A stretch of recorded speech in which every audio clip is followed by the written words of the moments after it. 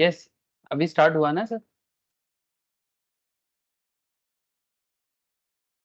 Hello, अभी start है कि नहीं है? रिकॉर्डिंग मैसेज मिला होगा आप लोगों को। Okay, okay sir, thank you. अच्छा, तो चलो सर स्टार्ट करते हैं आज का फाइनेंस क्लास। ठीक है, फाइनेंस माने फाइनेंशियल मैनेजमेंट। और फाइनेंशियल मैनेजमेंट में आजकल हम लोग बात करना स्टार्ट किए हैं, is a very basic topic from financial management. And आप ऐसा मानो कि this is a core and basic and heart of the FM. और ये जो फाइनेंशियल मैनेजमेंट सब्जेक्ट है ना सर, ठीक है, इस सब्जेक्ट का, ये फाइनेंशियल मैनेजमेंट जो सब्जेक्ट है, इस सब्जेक्ट का सबसे इम्पोर्टेंट टॉपिक है ये। ठीक है सर, आप हर टॉपिक को इम्पोर्टेंट बोलते हो। हाँ सर, मैं हर टॉपिक को इम्पोर्टेंट जरूर बोलता हूँ, बट एक बात आपको मैं बार बार बोलूंगा कि टाइम वैल्यू ऑफ मनी अगर फाइनेंस के अंदर कोई नहीं समझ पाया ना, ठीक है, तो फिर उसको ना आगे जाके बहुत दिक्कत हो जाएगा। ठीक है, ये मैं एकदम जेन्युइनली बोल रहा हूँ। So don't under estimate the power of this topic. Okay, ये एग्जाम में शायद जिन लोग लाइक सी एस या CMA के एग्जाम में मे बी इंटरमीडिएट लेवल में उतना क्वेश्चन नहीं होगा। CMA में होता है, CS में भी कर रहा है। CA इंटरमीडिएट लेवल में इसका थोड़ा सा कम कर दिया है वेटेज, मैंने डायरेक्टली क्वेश्चन नहीं करता, फाउंडेशन लेवल में करता है CA फाउंडेशन लेवल में। लेकिन even as well as CFA, ठीक है, जो लोग CFA का भी आगे प्रिपरेशन के बारे में सोच रहे हो, चाहे आप कुछ भी करो, मैंने चार्टर्ड फाइनेंशियल एनालिस्ट US वाला, तो आप कुछ भी कोर्स करो सर फाइनेंशियल लेवल में, हर कोर्स में आपको फाइनेंस का ये टॉपिक समझना ही पड़ेगा, जानना ही पड़ेगा, और ये एकदम मस्ट नो पॉइंट है। Thank you sir. अब देखो, आगे आगे देखते हैं होता है क्या। अच्छा, किसका प्रॉब्लम हो रहा है ज्वाइनिंग में? एक सेकेंड।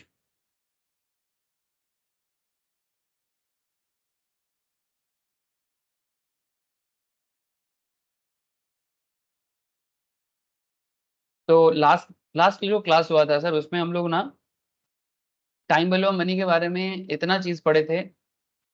मैं एक छोटा सा 2 मिनट का रिकॉल कराता हूँ, ठीक है। पहला बात कि सर, समय के साथ साथ पैसा का जो फ्लो होता है ना सर, उसका वैल्यूएशंस में इफेक्ट पड़ता है। माने आज आज अगर आपके पास 1000 टका है या 100 रुपीज है, 100 rupees today and 100 rupees tomorrow, फर्क होता है उसमें, है ना। अगर कोई आपको बोले कि भाई आज 100 रुपया लो, और कोई आपको बोलता है 1 महीने बाद 100 रुपया लो, आप क्या पसंद करोगे सर? आज का 100 या 6 महीने बाद का 100? बड़ा सिंपल सा क्वेश्चन किया मैंने।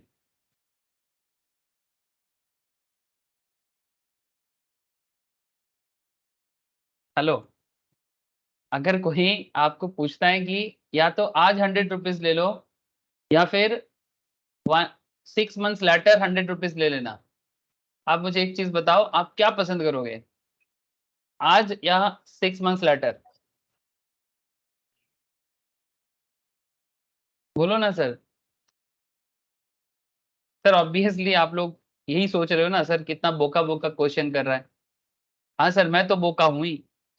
आप लोग और बोका बन जाओगे। सर ऑब्वियस बात है कि हम लोग आज का 100 चूज करेंगे, बट भाई क्वेश्चन ये नहीं है कि आज का 100 और 6 मंथ्स लेटर का 100 में ऑब्वियसली आप आज का 100 चूज करोगे।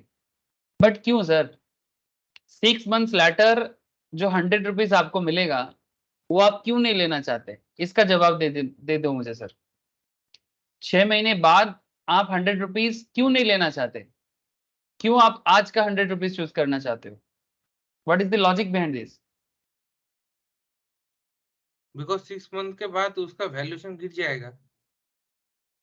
6 मंथ्स के बाद उसका वैल्यूएशन गिर जाएगा, और उसका, या तो बढ़ भी सकता है पर डिपेंड ऑन द टाइम। देखो सर, या तो बढ़ेगा या तो गिरेगा। कैसे बढ़ेगा, कैसे गिरेगा?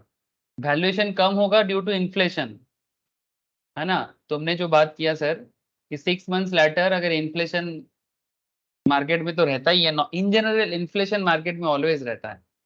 लेकिन आपको सबसे बड़ा जो कारण है ना सर, उसका मेन रीजन है कि अपॉर्चुनिटी कॉस्ट। अगर आज आपको 100 रुपीज दिया जाए और आपके पास दो ऑप्शन है कि 100 रुपीज टूडे और 100 रुपीज 6 मंथ्स लेटर, तो नो डाउट आप करेंटली इसलिए चूज करोगे क्योंकि जो 100 आज आपको मिलेगा ना, हेलो, जो 100 आज आपको मिलेगा उसको आप इन्वेस्ट कर दोगे कहीं पर, एटलीस्ट कुछ नहीं तो बैंक में, वहां पर आपको 6% या 7% इंटरेस्ट मिल जाएगा। तो 6 मंथ्स लेटर आपका 100 रुपीज का वैल्यू 106 और 107 हो सकता है। हेलो, बात समझ में आया कि नहीं आया? तो one of the main reason कि क्यों आप आज का 100 चूज करोगे, बिकॉज आप आज उसको कहीं इन्वेस्ट कर दोगे ना, कुछ नहीं तो एक एसआईपी कर दो। आजकल तो 100 रुपीज में भी म्यूचुअल फंड का एसआईपी भी मिलता है सर, सिस्टमेटिक इन्वेस्टमेंट प्लान। अगर स्टॉक मार्केट समझ में आता है तो एक 100 रुपए का स्टॉक ही खरीद के रख लो। होता है क्या सर 100 रुपीज में स्टॉक? अरे होता है, मिलता है, अच्छा अच्छा स्टॉक मिलता है। हम लोगों के क्लास में स्टूडेंट लोगों को 100 रुपए में टाटा मोटर्स मिला था, 100 रुपए में आईटीसी मिला था। हाँ सर, क्या नहीं मिलता है 100 रुपए में? आज टाटा मोटर्स का एक शेयर चल रहा है 650 में, जो 2021 में लिया था किसी ने 100 रुपीज में, आज 650 के आसपास दाम चल रहा है, 617 630 ऐसा। तो 100 रुपए में चीज आप इन्वेस्ट करके रख सकते हो। दम है सर, 100 रुपीज में बहुत दम है। अगर आपका फाइनेंशियल मार्केट नॉलेज आप डेवलप करते हो ना, तो आप इस 100 रुपये को अपॉर्चुनिटी कॉस्ट को यूज करके इन्वेस्टमेंट करके आप उसका फायदा या रिटर्न ले सकते हो, है ना? इसको इससे कहते हैं सिंपल बनिया बुद्धि। बनिया समझते हो, बिजनेसमैन का दिमाग, ठीक है? इसीलिए बिजनेसमैन का दिमाग हमेशा लगाना चाहिए, हर इंसान को लगाना चाहिए। सर बनिया बुद्धि होना जरूरी है क्या? अरे सर, घर चलाने में आसानी होता है, बनिया बुद्धि थोड़ा होना चाहिए, सब में थोड़ा बहुत तो होना ही चाहिए। तो सर आज क्या सीखने वाले हैं? सर आज मैं आपको कंपाउंडिंग एंड डिस्काउंटिंग टेक्निक सिखाऊंगा, जहां पर आप आपका पैसा इन्वेस्ट करोगे, ठीक है, और उसका रिटर्न के बारे में कैलकुलेशन करोगे। तो आप एक फोरकास्ट आइडिया आपको मिलेगा। आइडिया क्यों, मतलब रियल कैलकुलेशंस पता लगेगा आपको। बहुत ही बारीकी से क्लास को सुनना सर, कि आपको रियल आइडिया लग जाएगा कि आप जब बैंक में पैसा रखते हो, जब पोस्ट ऑफिस में पैसा इन्वेस्ट करने जाते हो, या फिर जब आप म्यूचुअल फंड में पैसा रखते हो, स्टॉक मार्केट में, या फिर किसी भी फाइनेंशियल सेगमेंट में जब आप अपना मनी को इन्वेस्ट करते हो, तो उसमें क्या रिटर्न मिल सकता है ना? आपको किस तरह से इंटरेस्ट दिया जा रहा है, इंटरेस्ट का कैलकुलेशन कैसे कर रहा है। स्पेशली जो लोग बैंकिंग सेगमेंट्स में काम करोगे ना आगे जाके, या फिर फाइनेंशियल सेगमेंट में काम करोगे, इंश्योरेंस में काम करोगे, है ना, म्यूचुअल फंड्स में काम करोगे, तो आप लोगों के लिए बहुत इंपॉर्टेंट टॉपिक है ये बेसिक है पर बहुत यूजफुल है, ठीक है? तो मैं लास्ट क्लास में आपको और एक इंटरेस्टिंग चीज बताया था कि सर हम लोग कहीं ना कहीं बैंक से, स्टॉक मार्केट से, म्यूचुअल फंड से, है ना, बैंक एफडी से जो रिटर्न एक्सपेक्ट करते हैं, क्यों एक्सपेक्ट करते हैं उसको इंटरेस्ट रेट के अंदर समझाया गया कि मार्केट में कितना तरह का इंटरेस्ट रेट का कॉन्सेप्ट चलता है, ठीक है? फिर बैंक आपको किस तरह से उसका इंटरेस्ट प्रोवाइड करते हैं, रियल इंटरेस्ट कैसे होते हैं, नॉमिनल इंटरेस्ट क्या होता है, रिस्क फ्री क्या होता है, रिस्क एडजस्टेड क्या होता है। इसके ऊपर बेस करके कुछ केस लॉ भी आपके साथ मैंने डिस्कस किया था।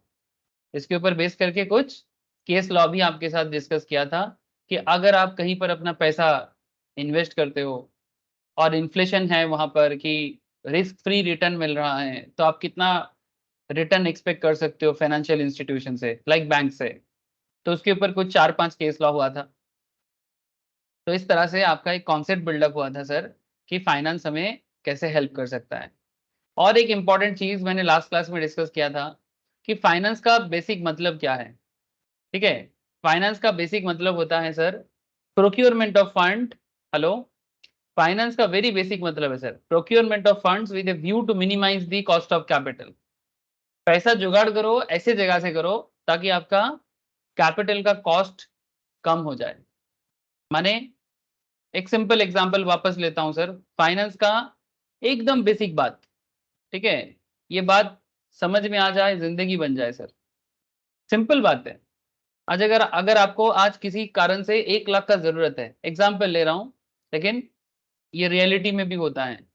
मानो किसी को 1 लाख का जरूरत है, बिजनेस करना है, तो उसको लोन मतलब 1 लाख उसके पास नहीं है, तो किसी फाइनेंशियल इंस्टीट्यूशंस में जा रहा है, ठीक है, किसी फाइनेंशियल इंस्टीट्यूशंस के पास जा रहा है, मैंने बैंक या कोई भी जो लोन देता है, तो 1 लाख का मार्केट इंटरेस्ट रेट बता रहे हैं 12%। तो अगर आप 1 लाख लोन लेते हो तो 12,000 आपको इंस्टीट्यूशंस को देना पड़ेगा। तो 12,000 आपका क्या है सर, इसको क्या बोलेंगे, कॉस्ट बोलेंगे कि नहीं? हेलो, 1 लाख कैपिटल अगर आपको चाहिए और उसको रेज करने के लिए आपको 12% इंटरेस्ट अगर पे करना पड़ रहा है, तो 12,000 इज योर कॉस्ट। ओके ना, बात समझ में आ रहा है ना sir? Please tell me.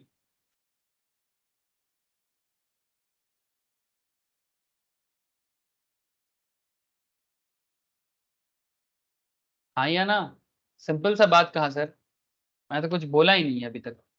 1 lakh आपको चाहिए, 12% इंटरेस्ट है, तो 12% आपका 12,000 टका जो है ये आपका कॉस्ट है। 1 लाख कैपिटल रेज करने का कॉस्ट है, कॉस्ट, कॉस्ट माने खर्चा।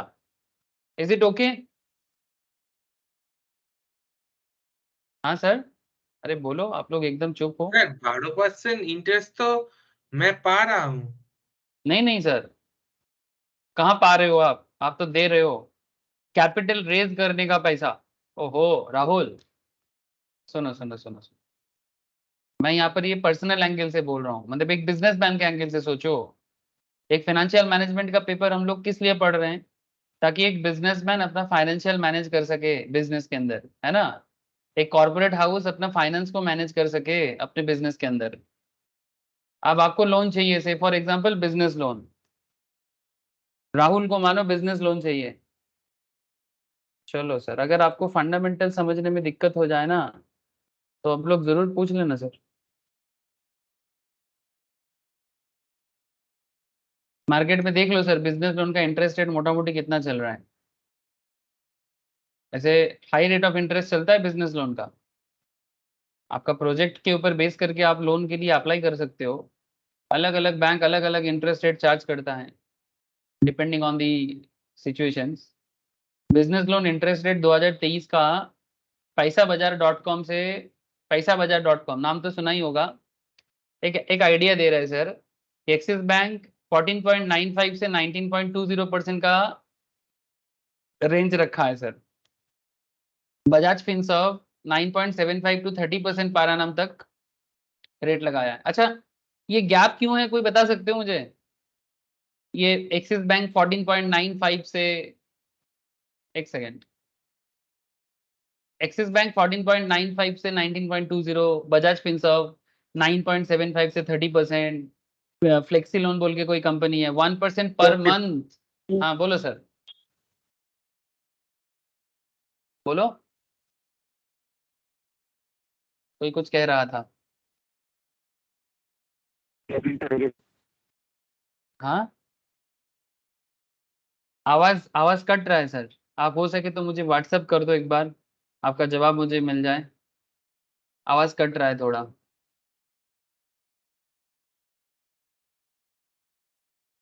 कोई मुझे बताओ सर, जिसका आवाज आ रहा है कम से कम वो तो बताओ कि ये गैप क्यों है, ये रेंज क्यों फिक्स करके रखा है? डायरेक्ट क्यों नहीं बोल रहे कि भाई 15% चाहिए? 15% भी जो हो अपने सकता है। प्रोजेक्ट के हाँ, बेस पे, हाँ जो बोलो हमने सर। देखा प्रोजेक्ट पे बेस पे। प्रोजेक्ट के बेसिस पे? हाँ, प्रोजेक्ट और उसमें जो वक्त और टाइम लगने वाला है उसके हिसाब से तो बोलेंगे ना कि कितना परसेंट लगेगा। नहीं सर, तो इंटरेस्ट रेट हाई होता है, ये मेनली डिपेंड करता है रिस्क फैक्टर के ऊपर।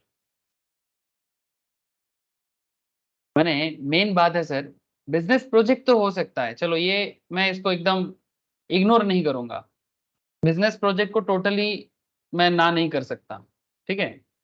लेकिन मेन पॉइंट है कि जो बंदा लोन ले रहा है, मैं सिंपल तरीके से समझाने का कोशिश कर रहा हूँ। ऐसे प्रोजेक्ट के अंदर डिपेंड करता है कि भाई ये रिस्की बिजनेस है कि कम रिस्की बिजनेस है, ठीक है। या तो कोई बिजनेस हाई रिस्क ही होगा, या तो कोई बिजनेस लो रिस्क वाला होगा, है ना? तो उसमें ना क्रेडिट स्कोर चेक किया जाता है, किसका? जो बिजनेस लोन के लिए अप्लाई करता है। क्रेडिट स्कोर क्या होता है सर? जिसको हम लोग सिबिल स्कोर भी बोलते हैं। कोई बता सकते हो सर क्रेडिट स्कोर क्यों चेक किया जाता है?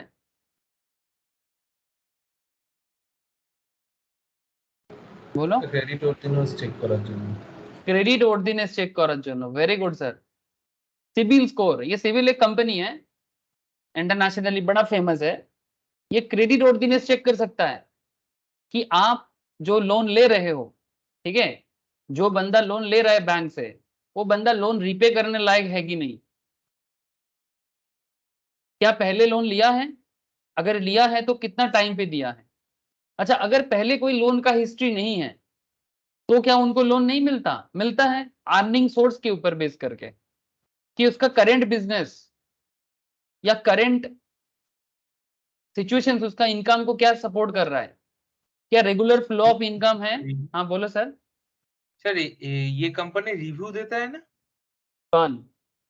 ये सीबीआईएल।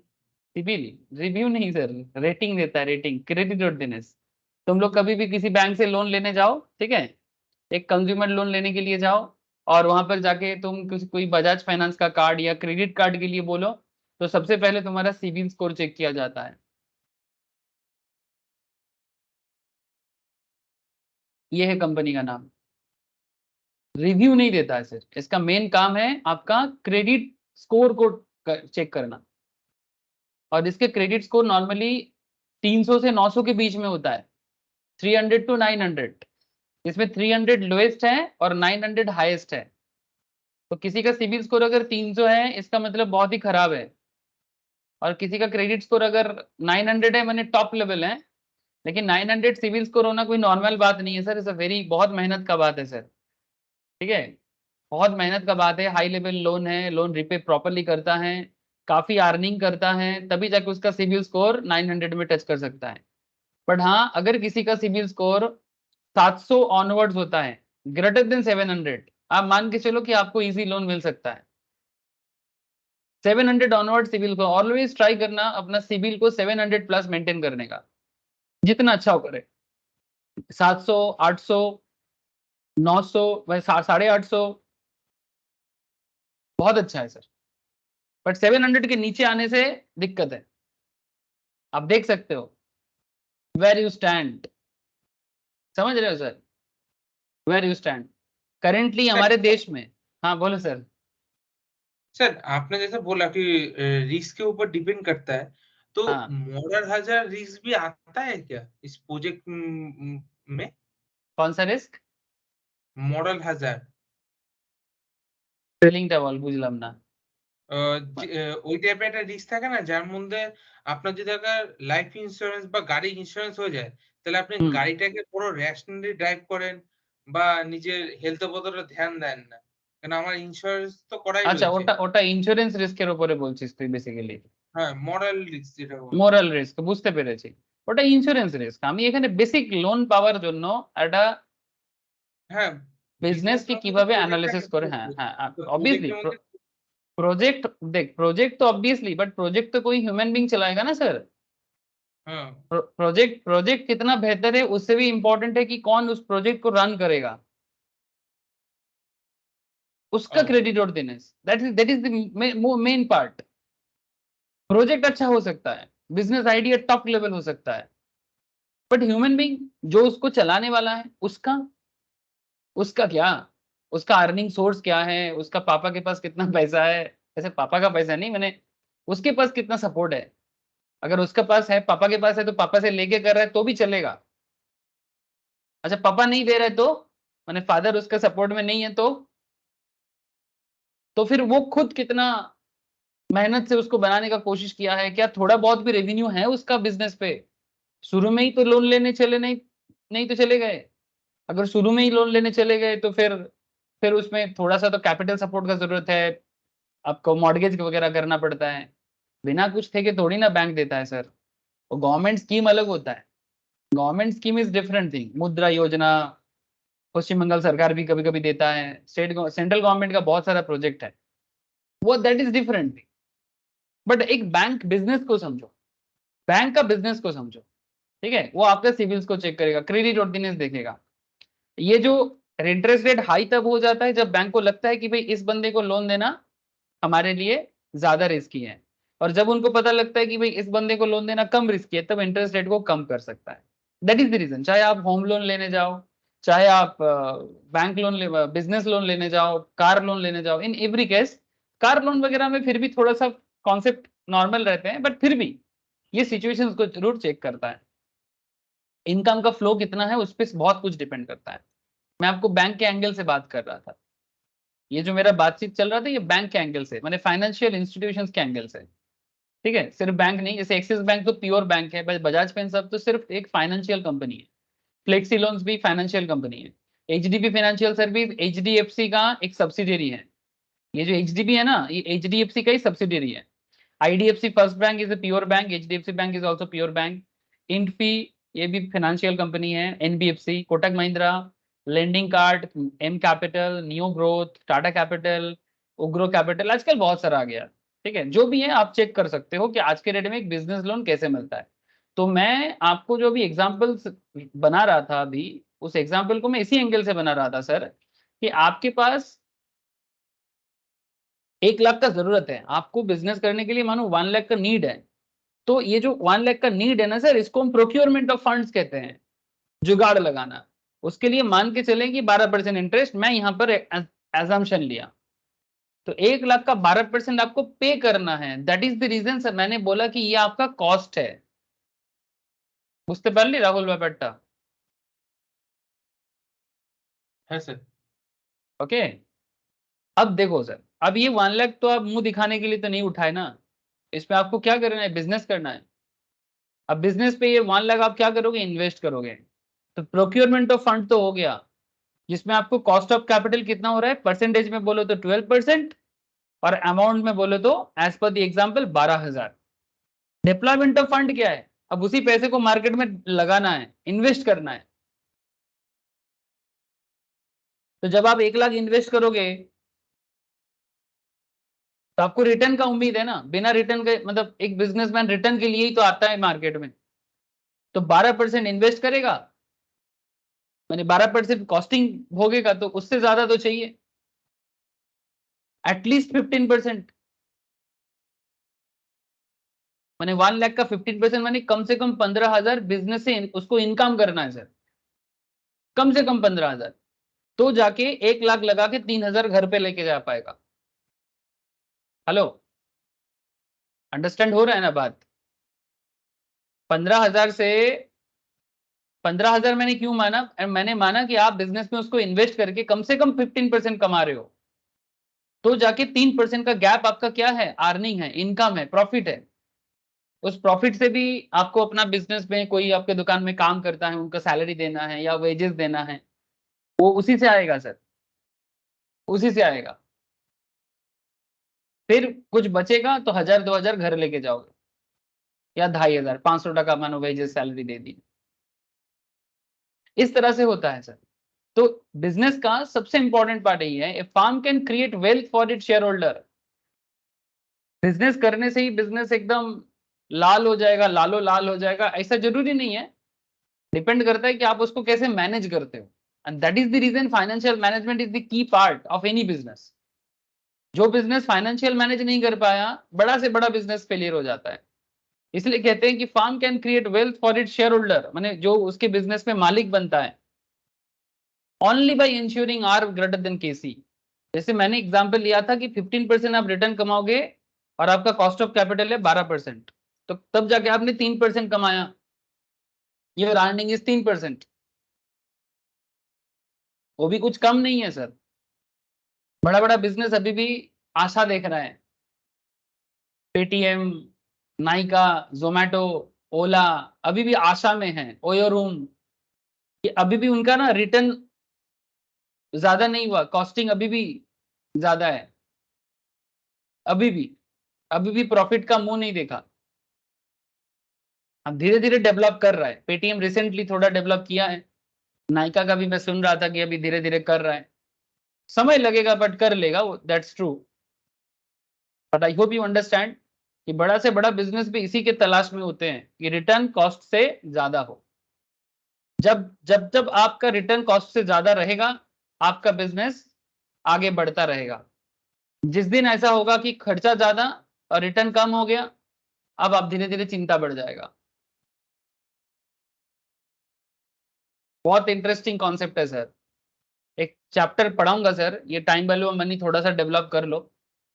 डिविडेंड पॉलिसी बोल के एक चैप्टर करेंगे सर, जहां पर आपको मैं ये सिखाऊंगा कि कंपनी को कब डिविडेंड देना चाहिए, कब नहीं देना चाहिए। इसके ऊपर अलग अलग डिविडेंड मतलब फाइनेंशियल गुरुज ने अलग अलग थ्योरी दिया है। तो that is a very interesting topic also, but थोड़ा एडवांस लेवल है। लेकिन पहले आप अपना बेसिक को थोड़ा ठीक कर लो। बहुत लोग अब बेसिक उतना ठीक नहीं है बोल के मैंने ये time value of money chapter को बीच में ले लिया। अच्छा, और इसी मुद्दे पे मैंने लास्ट दिन आपको डिवाइड किया था डिस्कशंस को इंटरेस्ट रेट में, मतलब एक्चुअली क्या पढ़ेंगे। Interest rate, compounding, discounting, annuity and residual etcetera, ये टाइम वैल्यू ऑफ मनी का मेन फोकस एरिया है। जिसमें ऑलरेडी इंटरेस्ट रेट के बारे में बात हुआ है सर।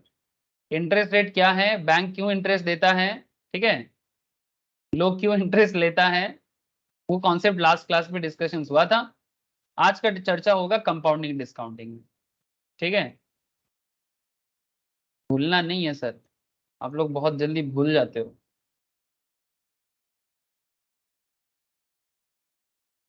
ओके, तो let's hit the compounding and discounting, ठीक है। चलो कहानी बनाते हैं कुछ, लेकिन ये कैलकुलेशंस है। कॉपी पेन लेके रेडी हो जाओ और कैलकुलेटर हाथ के सामने रखो। ये सर कैलकुलेटर का काम बहुत होगा, इसलिए बोल रहा हूँ कि कैलकुलेटर अपने हाथों के सामने रखो, बिकॉज कैलकुलेटर का बहुत इस्तेमाल होने वाला है। तो टाइम वैल्यू ऑफ मनी पे part two is about compounding and discounting. तो मैं यहाँ पर ना नॉर्मली दो स्टोरी बताता हूँ, स्टोरी 1 एंड स्टोरी 2। तो स्टोरी 1 में क्या है पहले देखते हैं। स्टोरी माने, पहले लिखो तो स्टोरी समझ में आ ही जाएगा। ओ यार,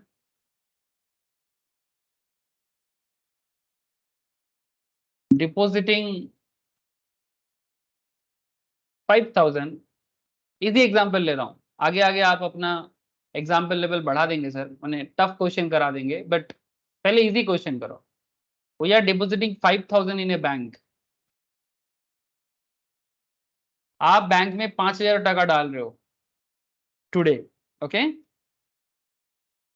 eight the rate 14% per annum. मैंने बैंक ने आपको बोला कि आपको 5,000 के बदले 14% पर एनम माने एनुअल इंटरेस्ट प्रोवाइड करेगा। ओके, आप डिपॉजिट कर रहे हो, लैंग्वेज पे ध्यान देना। और आप ये काम 5 साल के लिए करोगे, माने 5 साल का एक एफडी मान के चले आप। We are depositing 5,000 in a bank today at the rate 14% per annum for 5 years.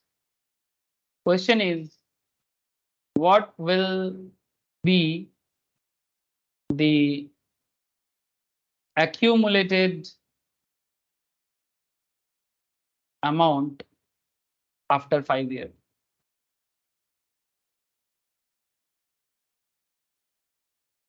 आप लोग बोलोगे सर इसमें तो फॉर्मूला इस्तेमाल करना है। ये सर हम लोग फॉर्मूला को ही यूज करेंगे, पर फॉर्मूला को ना रट्टा नहीं लगाएंगे बचपन की तरह। जैसे बचपन में हम लोगों को ना आदत था कि हर बात बात में फॉर्मूला रटने का, माने फॉर्मूला मुखस्त करने का, ठीक है। हम लोग आज वो नहीं करेंगे, फॉर्मूला के पीछे मुखस्त वगैरह में नहीं भागेंगे सर। हम लोग पूरा ट्राई करेंगे इसको क्लियरली अंडरस्टैंड करने का। तो ये स्टोरी को समझने के लिए वेट करें इस स्टोरी का। अच्छा चलो कैलकुलेशन कर ही लेता हूं। कोई मुझे बताए सर इसका स्टोरी 1 का आंसर क्या होगा। अच्छा, इसको करने के लिए ना आप माइंड मैप का इस्तेमाल करें। सर माइंड मैप कैसे ड्रॉ करोगे मैं आपको बताता हूँ। ज्यादा अपना दिमाग बाद में चला लेना सर, आप लोग दिमाग वाले हो, आई नो दैट, बट फिलहाल प्लीज जिस तरह से मैं माइंड मैप करने बोल रहा हूँ प्लीज मेरा बात सुने, बहुत काम आएगा जिंदगी में। इजी क्वेश्चंस है। अभी ना बहुत केस में क्या होता है ना, स्टूडेंट ना सुनता नहीं है बात पूरा, कि सर जब बोल रहा है कि भाई माइंड मैप बनाओ, वो सोचता है कि बेकार में एक इजी क्वेश्चंस बचपन में क्लास 5 6 7 में भी पढ़े हैं इंटरेस्ट का कैलकुलेशन, तब तो माइंड मैप नहीं किए। तो फिर आप क्यों करें। लेकिन मैं आपको कहता हूं सर, आगे आगे आपको ऐसे ऐसे सिचुएशंस में डाल देंगे ना, फिर अगर आप माइंड मैप नहीं करोगे ना, आप गलती करने का चांसेस ज्यादा हो जाएगा। इसलिए माइंड मैप का आदत रखें, ये अच्छा होता है, स्पेशली जिनका नॉर्मली कैलकुलेशन वीक है उनके लिए तो बिल्कुल करना है।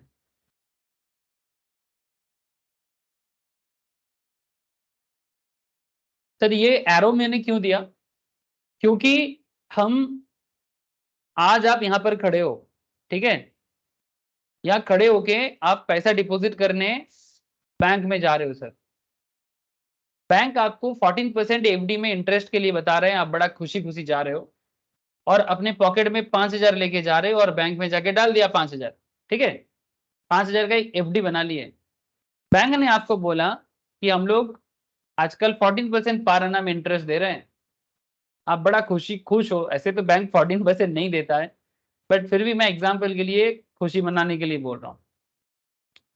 तो आप ना ये सोच रहे हो कि भाई 5 years लेटर मेरा ये 5,000 का क्या हाल होगा, मतलब कितना वैल्यूएशन आएगा इसका। नॉर्मली म्यूचुअल फंड में ऐसे रिटर्न मिल जाता है, करेंट इंडियन सिस्टम पे अगर देखा जाए म्यूचुअल फंड आपको ऑलमोस्ट 14% के आसपास रिटर्न, या कभी कभी इससे ज्यादा रिटर्न भी म्यूचुअल फंड प्रोवाइड कर देता है। स्टॉक मार्केट में क्या है सर, वो कभी आपको राजा भोज भी बना देगा और कभी गलत होगा तो फिर गंगू तेली भी बना देगा। स्टॉक मार्केट अगर कोई सीख ना पाए, मतलब प्रॉपर नॉलेज के साथ ना आए ना, तो वो राजा भोज बन जाएगा बहुत जल्दी। आज बोलो तो कल 100%, मतलब एक महीने में 100% रिटर्न भी आ सकता है, ठीक है। और अगर गलत हो जाए तो 100% आपका पैसा डूब भी सकता है अगर नॉलेज के बिना करोगे तो। लेकिन म्यूचुअल फंड में ऐसा नहीं है कि आपका ऐसा नहीं करेगा, माइंड लॉस होता है पर on an average return mutual fund 12-14% देता ही है। अच्छा, जो भी म्यूचुअल फंड समझते हैं। तो 14% पर एनम में आपको क्या करना है सर, बड़ा सिंपल सा काम है। 5,000 रुपीज इंटू 14%, ध्यान से सुनना बात मेरा। 14% पर एनम का मतलब क्या होता है, इस बात को समझना। 14% पर एनम का मतलब होता है कि इफ यू, हाँ हेलो, बोलो सर बोलो। यस बोलो, कोई कुछ कहना चाह रहा है।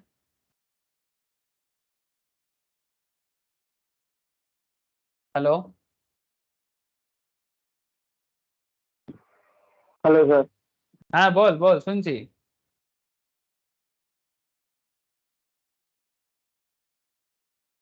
হ্যালো, কেউ কিছু বলছে কিন্তু আওয়াজটা আসছে না, কে বলছে? সম্পদ, নীল, কে বলছে বল। हाँ सर, হ্যাঁ সম্পদ বল, বলছিস না কেন? বলছিলাম আপনার মানে নেটওয়ার্ক ডিস্টার্ব হচ্ছে। আট এটা হাজার ভুল। 8,000, আনসার 8,500। 8,500 টাকা। সম্পদ বলছে 8,500 টাকা পাবে। হ্যাঁ, ওকে, 5 বছর পর। আর কেউ কিছু বলবে? 9,627। আমি একটা আনসার পেয়েছি 9,627, তথা বলেছে। সম্পদ বলেছে 8,500। আর কেউ?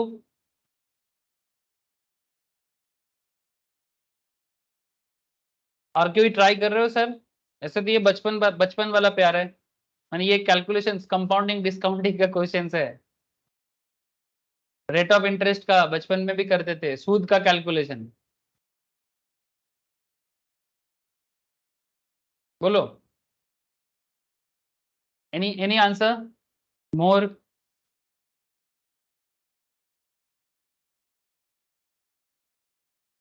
₹5,000 14% रेट में 5 साल बाद क्या होगा?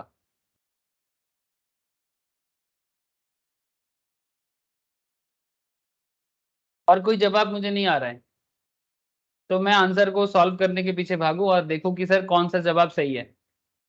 ठीक है, 9627 इज द राइट आंसर और 8,500 इज द राइट आंसर, और आंसर कुछ अलग है। चलो सर, तो जैसे कि मैंने यहाँ पर ड्रॉ किया, आप इसको सॉल्व करोगे तो हो जाएगा। 1.14 मैंने क्यों किया?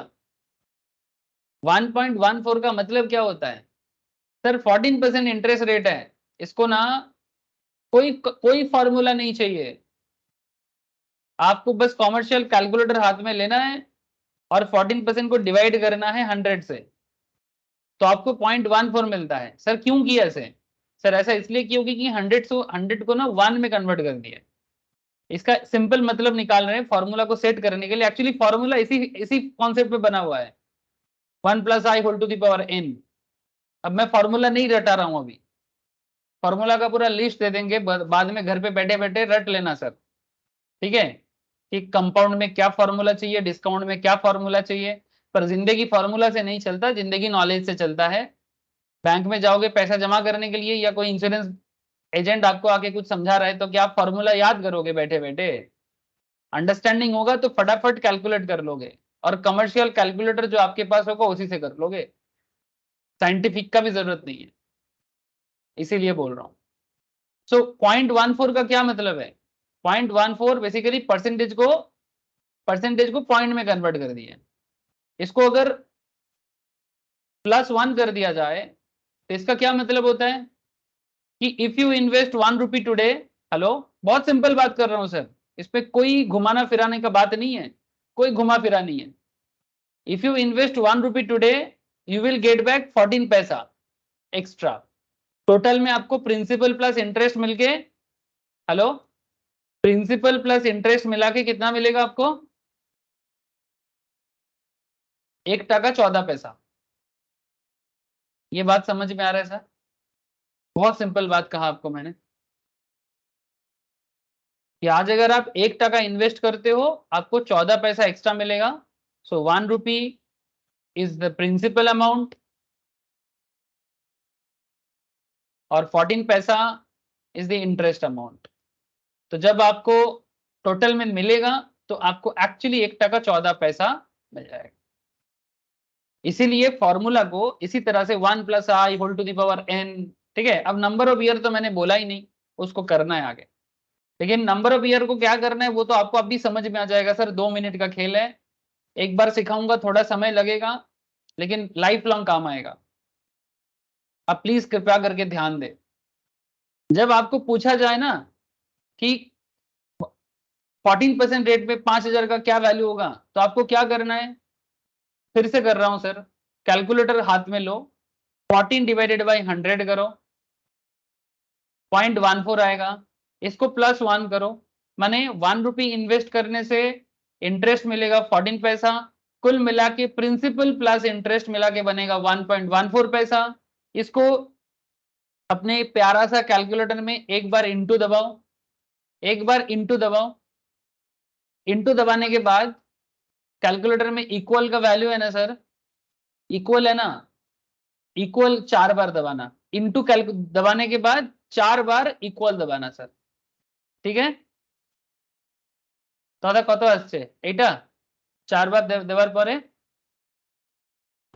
है सर। ठीक है, मैंने टोटल 5 बार, ठीक है, टोटल इनटू काउंट होता है सर एक्चुअली, इसीलिए मैंने बोला एक बार कौन सा कैलकुलेटर यूज करोगे, use this calculator, commercial calculator. Camera में दिख रहा है आप लोगों को? हेलो, कैमरा में दिख रहा है आप लोगों को? है ना?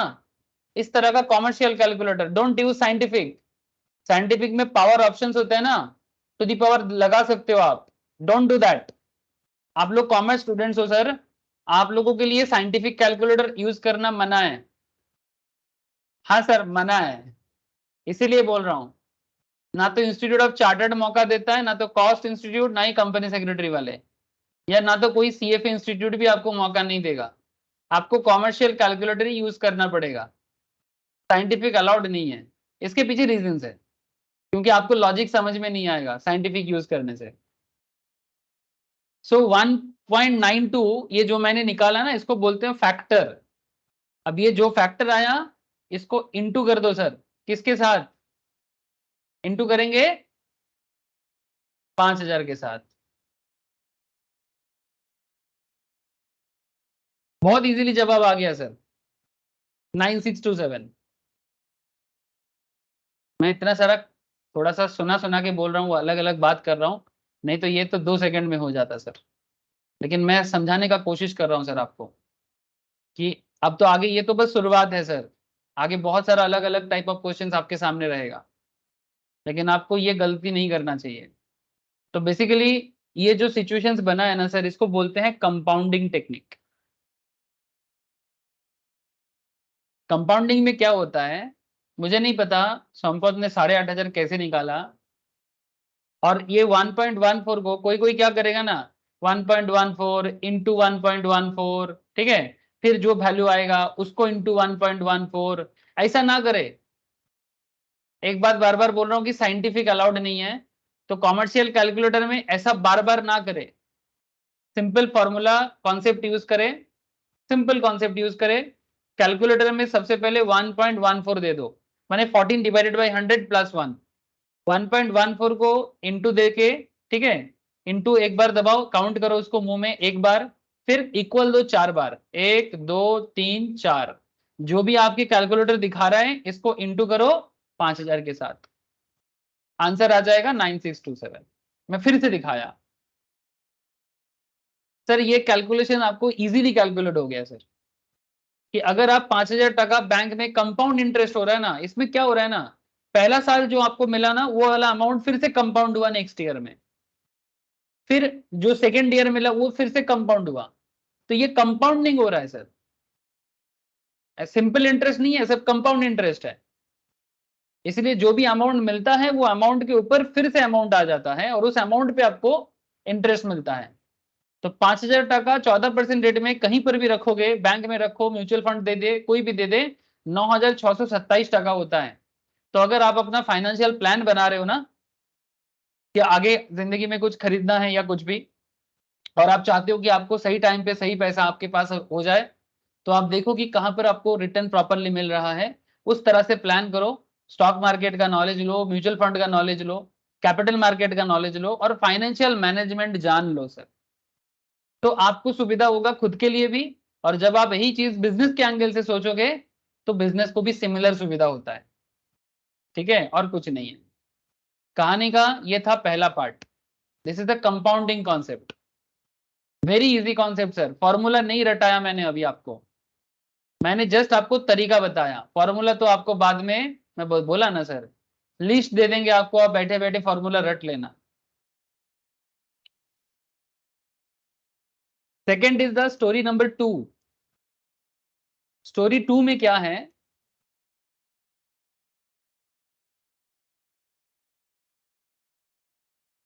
we wish to withdraw, sir हमें इच्छा है कि हम विथड्रॉ करें कुछ अमाउंट, एन अमाउंट ऑफ 9627। ये मैंने जानबूझ के लिया, ये मैंने जानबूझ के लिया कि मैं विश कर रहा हूं कि मैं 9,627, ओके, इतना अमाउंट बैंक से विथड्रॉ करो, from A bank after 5 years।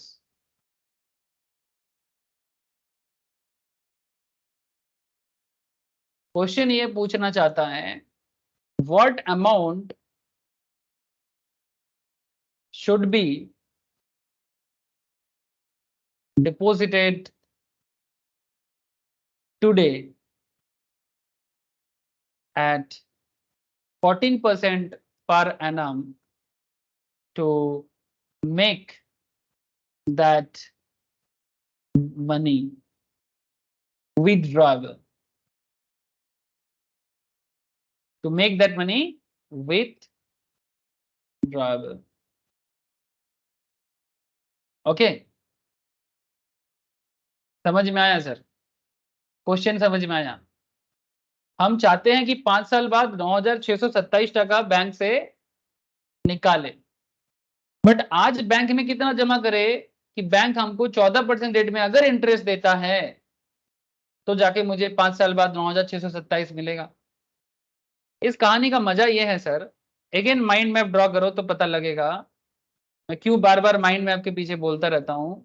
आज आप यहां खड़े हो, ठीक है, आपको ये नहीं पता है सर कि आज कितना डिपॉजिट करना है, यू डोंट नो दिस, आप ये फाइंड आउट करना चाहते हो, आपको बस इतना पता है कि 9,627 টাকা 5 साल बाद मिलने वाला है। 5 ईयर लेटर आपको ये मिलने वाला है, ये आपको पता है, समझ रहे हो सर? लेकिन आपको ये नहीं पता कि डिपॉजिट कितना करे। तो आप क्वेश्चन मार्क में सोच रहे हो कि भाई कि आज का सिचुएशंस आपको ढूंढना है। तो जब आपको कल पता है पर आज नहीं पता, हेलो, जब आपको कल का पता है पर आज का नहीं पता, तो अब आपको डिस्काउंटिंग टेक्निक फॉलो करना पड़ता है। क्या करना पड़ता है सर? Discounting technique. कल का पता है, आज का पता नहीं है। So if you know your future but you don't know your present, then you have to follow discounting technique. Interest का पता है आपको कि बैंक ने आपको 14% पर एनम का हिसाब दिया है, 14% पर एनम। अब सोल्यूशन का तरीका थोड़ा बदल जाएगा। 9627 यू नो दिस, पर जब आप डिस्काउंट करोगे तो पीछे आओगे ना, तो डिवाइड करने से इसका आंसर मिल जाएगा। Back calculation basically 9627 divided by 1.14,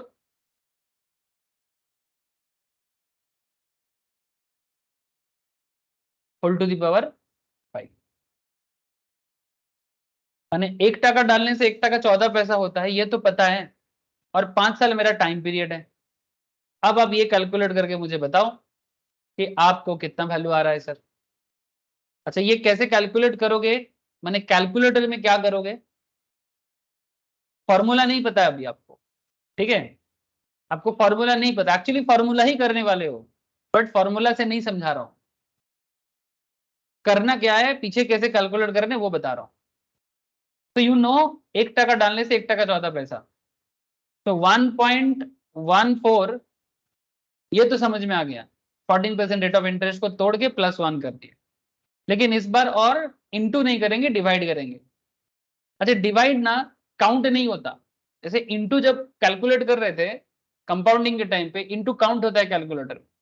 मैंने ऐसे ही प्रोग्रामिंग ज्यादातर क्या, हर एक कैलकुलेटर इसी सिस्टम पे बना हुआ है, कमर्शियल कैलकुलेटर, कि इंटू एक बार दबाने से वो काउंट हो जाता है, पर डिवाइड एक बार दबाने से कई बार काउंट नहीं होता है। तो हो सके तो 2 बार डिवाइड दे देना, 4 बार भी दे सकते हो, नो इश्यू विद दैट, ठीक है? तो इसलिए हम लोग नॉर्मली पढ़ाने के टाइम पे बोलते हैं कि 2 बार डिवाइड दे देना, अगर एक बार डिवाइड समझ नहीं पाया तो। कभी कभी होता है, ऐसा नहीं कि हमेशा होगा, किसी किसी कैलकुलेटर में हो सकता है। इसलिए बेहतर है कि 2 बार कर दो, तो कैलकुलेटर को समझ में आ जाता है कि वो 2 बार में डिवाइड करने के लिए बोला जा रहा है। और पावर में जितना है, टू दी पावर 5 है, उतना बार इक्वल देना। 1 2 3 4 5, जितना आया है, ये तो डिवाइड में आंसर आ गया ना सारा। ये जो फैक्टराइजेशन हुआ है ये डिवाइड में हुआ है। आप एक काम कर सकते हो, 9627 जो वैल्यू है, उस वैल्यू से आप इसको डिवाइड, या फिर एक काम करो, आप इसको इंटू कर दो 9627 के साथ, क्योंकि आपने ऑलरेडी फैक्टर को डिवाइड कर लिए थे। जैसे आपने इसको इंटू कर दिया ना, तो आपको वैल्यू मिल गया। सर कितना वैल्यू आया बोलो? आ गया 5000।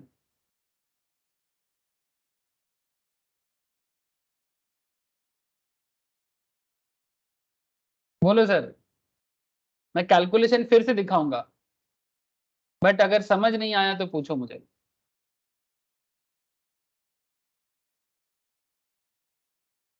हेलो, সবাই বুঝতে পেরেছে?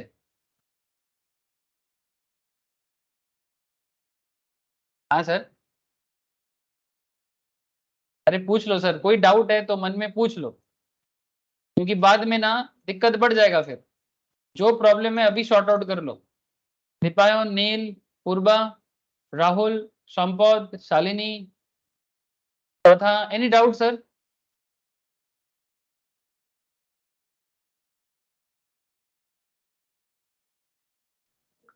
No sir. বুঝে গেছিস?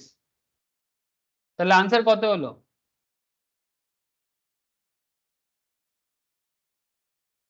5000 ना। माने बेसिक कॉन्सेप्ट क्या हुआ सर? अगर आप यहाँ पर 5000 डालते हो, मैंने बेसिकली ये 5000 हो गया, आज अगर आप 5000 डालते हो तो जाके आपको 5 साल बाद 9627 मिलने वाला है। एंड ये आपको पहले भी पता है क्योंकि ऑलरेडी आपको स्टोरी 1 में ये समझा चुका हूं मैं कि 5000 14% रेट में इन्वेस्ट करने से 5 साल बाद 9627 मिलता है। इस बार आपने उल्टा किया कि 9627 अगर 5 साल बाद मुझे चाहिए तो आज मुझे बैंक में कितना जमा करना पड़ेगा। तो 5000 जमा करने से 14% इंटरेस्ट में कंपाउंडिंग में बेसिकली आप 9627 आपको मिलेगा। बट ये जो टेक्निक आपने यूज किया इसको कंपाउंडिंग नहीं, इसको डिस्काउंटिंग कहते हैं, क्योंकि आपको इस बार आपका कल का पता है, you know your future but you don't know your present. So जब ऐसा सिचुएशन हो तो आपको डिस्काउंट करना पड़ता है। अच्छा, इसको सॉल्व करने का ना लोग दो तरीका इस्तेमाल करते हैं, बात को समझे मेरा। आप एक काम कर सकते हो, या तो आप 1.14 टू द पावर 5 को ना इसको कंपाउंड वैल्यू को निकाल लो। बात को समझे मेरा, मैं फिर से समझा रहा हूं। 1.14 इसको मैं इंटू कर रहा हूं, ध्यान से देखना। एक बार इंटू दबा दिया, ठीक है, एक यानी इंटू काउंट हो गया, फिर 2 3 4 5 जो भी मेरा आया, ठीक है। अब क्या करेंगे, 9627 वी नो द आंसर है ना, 9627 को इस वैल्यू से डिवाइड कर दो, 9627 को इस वैल्यू से डिवाइड कर दो, इस वैल्यू से। बात समझ में आया सर? या फिर 1.93 ले लो, 9627 डिवाइडेड बाई 1.93 करके देखो और मुझे बताओ प्लीज।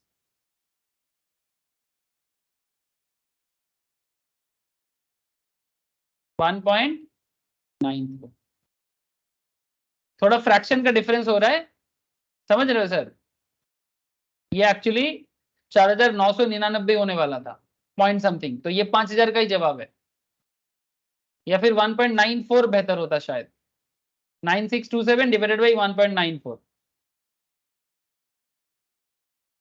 या फिर एकदम डिटो उसको पुट करना चाहिए। नहीं सॉरी, 1.92, एक सेकेंड, जितना फैक्टर ज्यादा हो जाएगा उतना कम हो जाएगा। 9627 डिवाइडेड बाई 1.92, 5014 हो रहा है। मैंने फैक्टर का डिफरेंस आपको समझ में आ गया। अगर पूरा का पूरा पुट करते तो 49999 मैंने 5000 ही आ जाता। So that's the trick sir.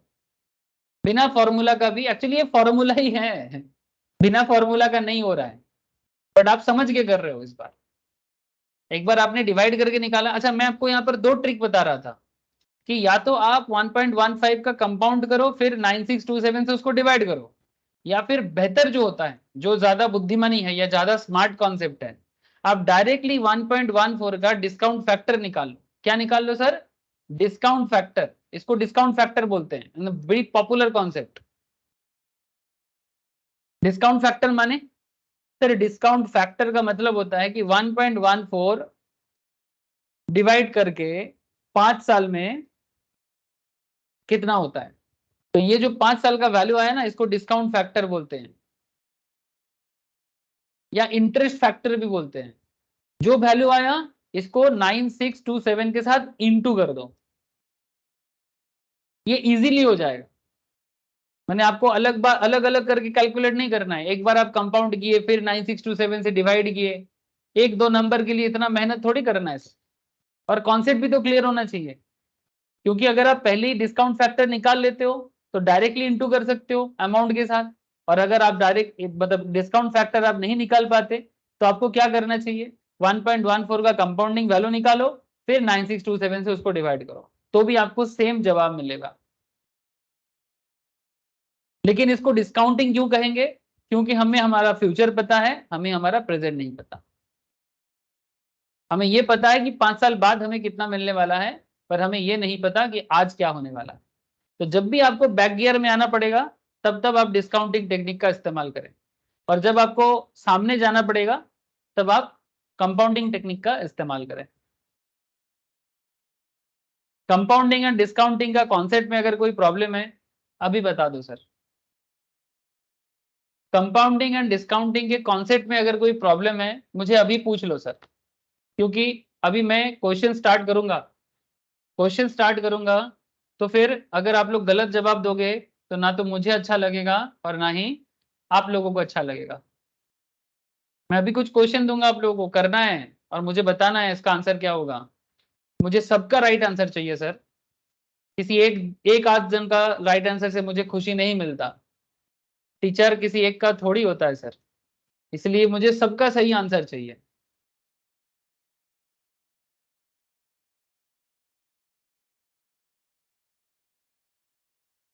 ठीक है सर।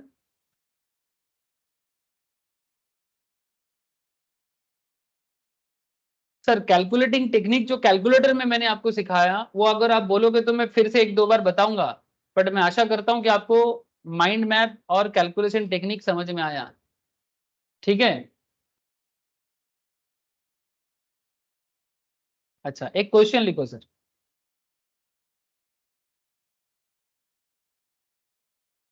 एक क्वेश्चन लिखो।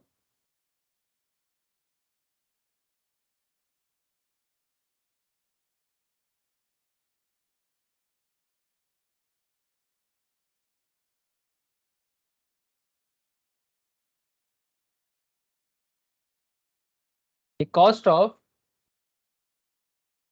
new mobile phone is ₹10,000। एक नया फोन का दाम है 10,000 टाका। If the interest rate is 5%, how much would you have to set aside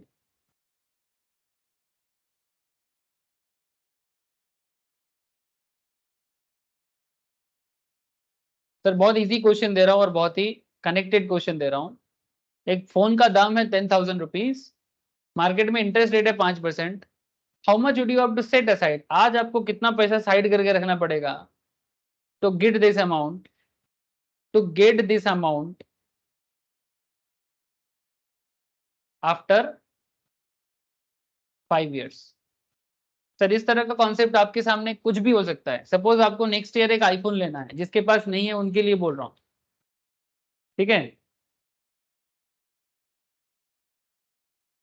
suppose आप नेक्स्ट ईयर एक आईफोन लेने वाले हो और आपको ऐसे आईफोन 10,000 में तो नहीं आएगा, अप्रोक्स 80,000 1 लाख के आसपास तो दाम होता ही है सर न्यू न्यू मॉडल का, उससे ज्यादा भी हो जाता है।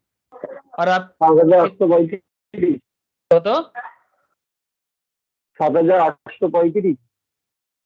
7,835 কি আজকে আলাদা করতে হবে আনসার বলছিস? হ্যাঁ ও, আমি হ্যাঁ ভাবলাম স্যার। আইফোনের দাম বলছিস। 7,000 না টাকা না, আইফোন আইফোনের দাম আরো একটা সুন্দর লাগবে, আর একটা সুন্দর লাগবে তবে হবে। আর একটা শূন্য লাগবে 77,000 টাকা। अच्छा। अच्छा, मुझे संपत का एक जवाब मिला है सर 7,835 का। और कोई जवाब देने वाले हो क्या?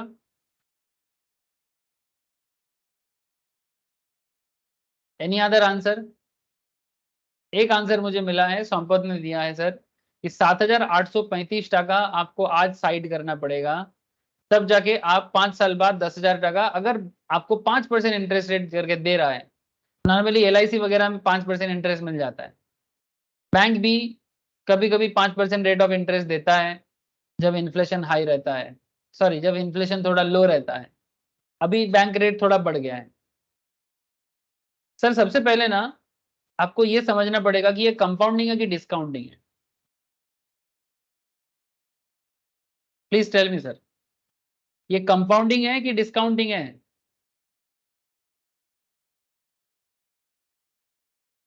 हाँ, तब चुप क्यों हो सर? आंखें है नम क्यों, मुंह क्यों है चुप आप लोगों का? 5% इंटरेस्ट आपको समझ में आ गया। 10,000 आपको चाहिए ये भी आपको पता है। आपको पता नहीं क्या है सर, कल पता है आज पता नहीं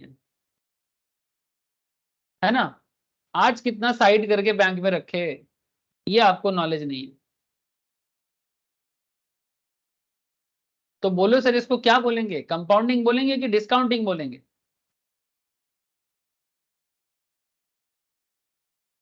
अरे की बोलबो रे संपद?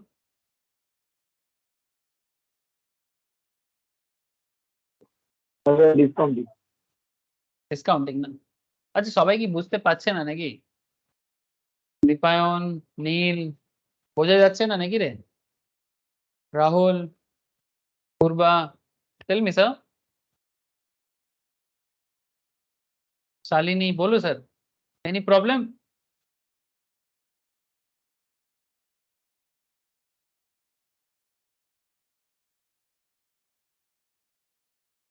किसी का कोई आवाज ही नहीं आ रहा है, पता नहीं सर। ठीक है, अगर आप लोग कुछ नहीं बोलोगे तो मैं अपना काम तो करूंगा ना। ठीक है सर, मैं बोल रहा हूँ सर, आप लोग अगर कोई डाउट है फिर से बोलोगे तो फिर से समझाऊंगा। जैसे ये क्वेश्चन को सॉल्व करते हुए मैं फिर से समझा रहा हूँ। आप 0 ईयर में खड़े हो, आपको पता है कि सर 5 साल बाद आपको 10,000 चाहिए। आपको ये भी पता है कि बैंक या फाइनेंशियल इंस्टीट्यूशन आपको 5% इंटरेस्ट प्रोवाइड कर रहा है। आपको 10,000 टका 5 साल बाद चाहिए, उसके लिए आज आपको कितना साइड करना पड़ेगा? तो इसका जवाब को रेडी करने के लिए आपको सिंपल सा तरीका अपनाना है। ये तो सबसे पहले ये आइडेंटिफाई करना पड़ेगा कि कंपाउंडिंग करना है कि डिस्काउंटिंग करना है। द वेरी फर्स्ट थिंग जो आपको करना है कि आपको सबसे पहले ये आइडेंटिफाई करना है कि कंपाउंडिंग करना है कि डिस्काउंटिंग करना है। तो आपको डिस्काउंटिंग करना है, तो डिस्काउंटिंग माने प्रेजेंट वैल्यू चाहिए आपको।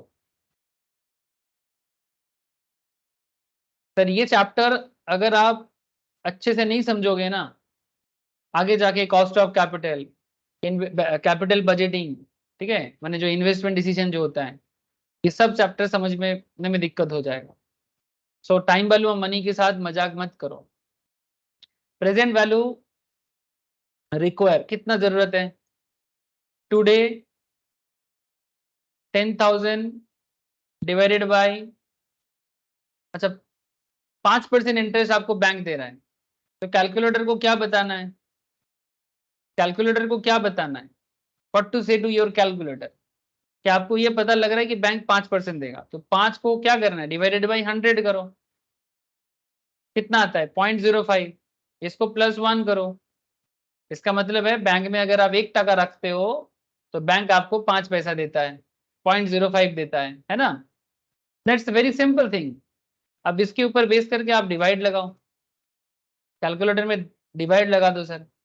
फिर 5 साल का हिसाब है, 5 बार इक्वल मारो, 1 2 3 4 5, जितना भी आया इसको इंटू 10,000 कर दो, 7835। वेरी गुड संपर्क। तो 10,000 divided by 1.05 whole to the power 5। मैं जब डायरेक्टली डिवाइड कर रहा हूं ना, तो वहां पर मैं इंटू इसलिए कर रहा हूं क्योंकि मैं फैक्टर को पहले ही डिवाइड कर दिए।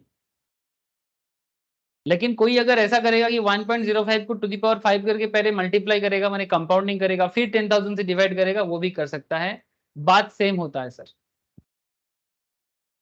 कहानी अल्टीमेटली वही होता है। तो 7,835 टका अगर आप साइड करते हो और बैंक में रखते हो या कोई फाइनेंशियल इंस्टीट्यूशन में रखते हो जहां पर 5% इंटरेस्ट आपको मिलेगा, तो जाके 5 साल बाद आपका 7,835 टका 10,000 का हो जाएगा। That's it.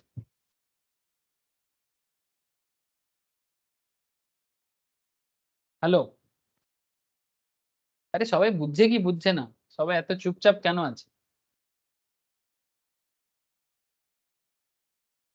কানেক্টেড আছে সবাই? তথা, संपद, पूर्वा, नील, आप लोग कनेक्टेड हो? इतना तो बताओ मुझे। হ্যাঁ স্যার। হ্যাঁ স্যার, মোটামুটি হ্যাঁ স্যার। মোটামুটি বোঝা যাচ্ছে? কেন না? মোটামুটি ওই জন্যই কেন? কিছু বলি মানে কি অসুবিধা হচ্ছে সেটা তো একটু বলুন আমাকে। না, আগের ক্লাসটা তো করিনি স্যার, লিংক করতে পারছি না ঠিক করে। না বেসিক্যালি এইটা না এই ক্লাসটা কিন্তু আগের ক্লাসের সাথে ডাইরেক্টলি কোনো কানেকশন নেই, সেই জন্যই জিজ্ঞেস করছি। এটা পিওরলি কম্পাউন্ডিং ডিসকাউন্টিং এর ক্যালকুলেশন আছে, আগের ক্লাসে এই রিলেটেড কিছুই বলিনি আমি। আচ্ছা ঠিক আছে, আর একবার দুবার দেখলে পেরে যাব। ওকে ঠিক আছে, নো ইস্যু। আচ্ছা পূর্বা তো তবু বললো একটু দেখলে বুঝে যাবো, বাকিরা? দীপায়ন কি বুঝতে পারছিস? রাহুল? স্যার আপনি আমাকে কিছু বললেন? হ্যাঁ আমি বলছি বুঝতে পারছিস কি না? হ্যাঁ স্যার মোটামুটি হচ্ছে, আমি ওটাকে আরেকবার রিভিশন দিয়ে শুরু করব। এখন তো আচ্ছা ইন্ডাস্ট্রিয়াল প্রবলেম নেই। আচ্ছা, আমি একটা কোয়েশ্চেন দিচ্ছি, সবাইকে করতে হবে কিন্তু, সলভ করা উচিত, কিন্তু এমন কিছু কঠিন জিনিস নয়, এগুলো কিন্তু ছোটবেলারই জিনিস, এগুলো কিন্তু বড়বেলার জিনিস নয়। তো সেই জন্য আমি একটু এক্সপেক্ট করছি, এই তো জাস্ট কনসেপ্টটা ক্লিয়ার হলে এমনিই বোঝা যাবে। বাট এই যে বেসিক্যালি মাইন্ড ম্যাপের মাধ্যমে করতে বলছি, তার কারণ আছে। কারণ আগে ফাইন্যান্সে অনেক ক্রিটিক্যাল কোশ্চেন করতে হবে, তখন শুধু ফর্মুলা সাহারা থাকলে মাথাতে কোনোদিন জিনিসটা ঢুকবে না। সেই জন্য ফর্মুলা থেকে বেরিয়ে একটু ভাবতে হবে, ঠিক আছে? মানে ওই সো কল্ড বিকম টাইপ বা কলেজ টাইপ, ঠিক আছে, ওরকম ভাবলে হবে না, একটু কনসেপচুয়াল ভাবে এগোতে হবে। এই জন্যই আমি বারবার বলছি কথাটা। ফর্মুলা আমি দিয়ে দেবো, फॉर्मूला দিতে कत समय लगे? तो अच्छा, एक और क्वेश्चन करो तो सर, एक और क्वेश्चन करो। मैं ज्यादा डिफिकल्टीज में नहीं जाना चाहता, बट थोड़ा सा कॉन्सेप्चुअल तो होना चाहिए। चलो मिस्टर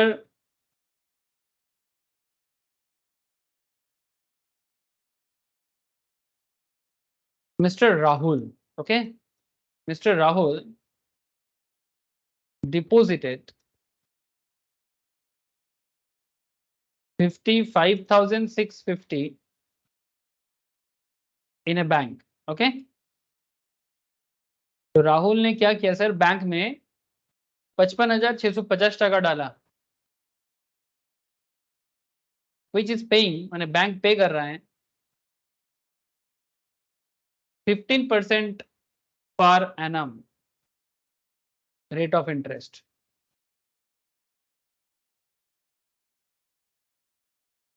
माने टीडी, टीडी समझते हो? टीडी क्या होता है?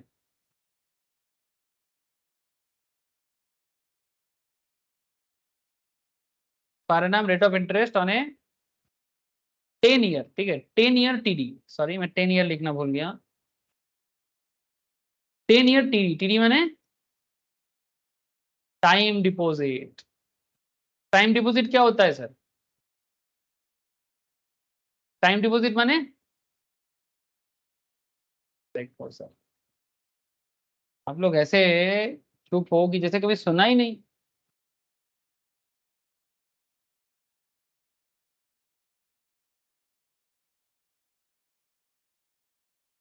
नॉर्मली बैंक में एफडी बोलता है ना, पोस्ट ऑफिस में जाओ ना टाइम डिपॉजिट बोलता है।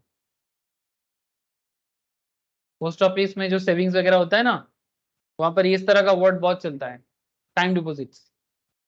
मतलब कॉन्सेप्ट एक ही है, वही एफडी भी बोला जा सकता है, बट पोस्ट ऑफिस में उसको टाइम डिपॉजिट बोला जाता है। पोस्ट ऑफिस में आप अगर आप कोई टाइम डिपॉजिट बनाते हो, तो पोस्ट ऑफिस भी सिमिलर तरीके से आपको इंटरेस्ट प्रोवाइड करते हैं, और सिमिलर तरीके से आपको आपका जो फंड होता है उसको डेवलप करते हैं। जैसे पोस्ट ऑफिस सेविंग स्कीम देखो, post office savings, national savings recurring deposit, national saving time deposit, मिला? मैं आपको फाइनेंशियल प्लान भी बता रहा हूँ कि मार्केट में क्या चल रहा है। अगर आप पोस्ट ऑफिस में नेशनल सेविंग टाइम डिपॉजिट में जाते हो, interest payable annually but calculated quarterly. अच्छा, अच्छा बात है सर, ये यही चीज आपको समझना पड़ेगा। बैंक में नॉर्मली हाफ ईयरली इंटरेस्ट देता है, समझ रहे हो सर? अगर कैलकुलेशन हाफ ईयरली होता है ना, नॉर्मली देखो sir, same rate of interest, मानो एक जगह में 8% इंटरेस्ट का बात कर रहा है, हर जगह में बोला 8%, 8%। स्टेट बैंक में गए 8%, एचडीएफसी में गए 8%, आईडीएफसी में गए 8%, पोस्ट ऑफिस में आए 8%। बट अगर एक चीज आपको देखना पड़ेगा, 8% में एसबीआई आपका कैलकुलेशन क्या कर रहा है, क्वार्टरली कर रहा है कि हाफ ईयरली कर रहा है या फिर एनुअली कर रहा है? सर आपका कॉमन सेंस क्या कहता है, which is better? Annual interest is better, half yearly interest is better? or a quarterly interest is better for the investor point of view?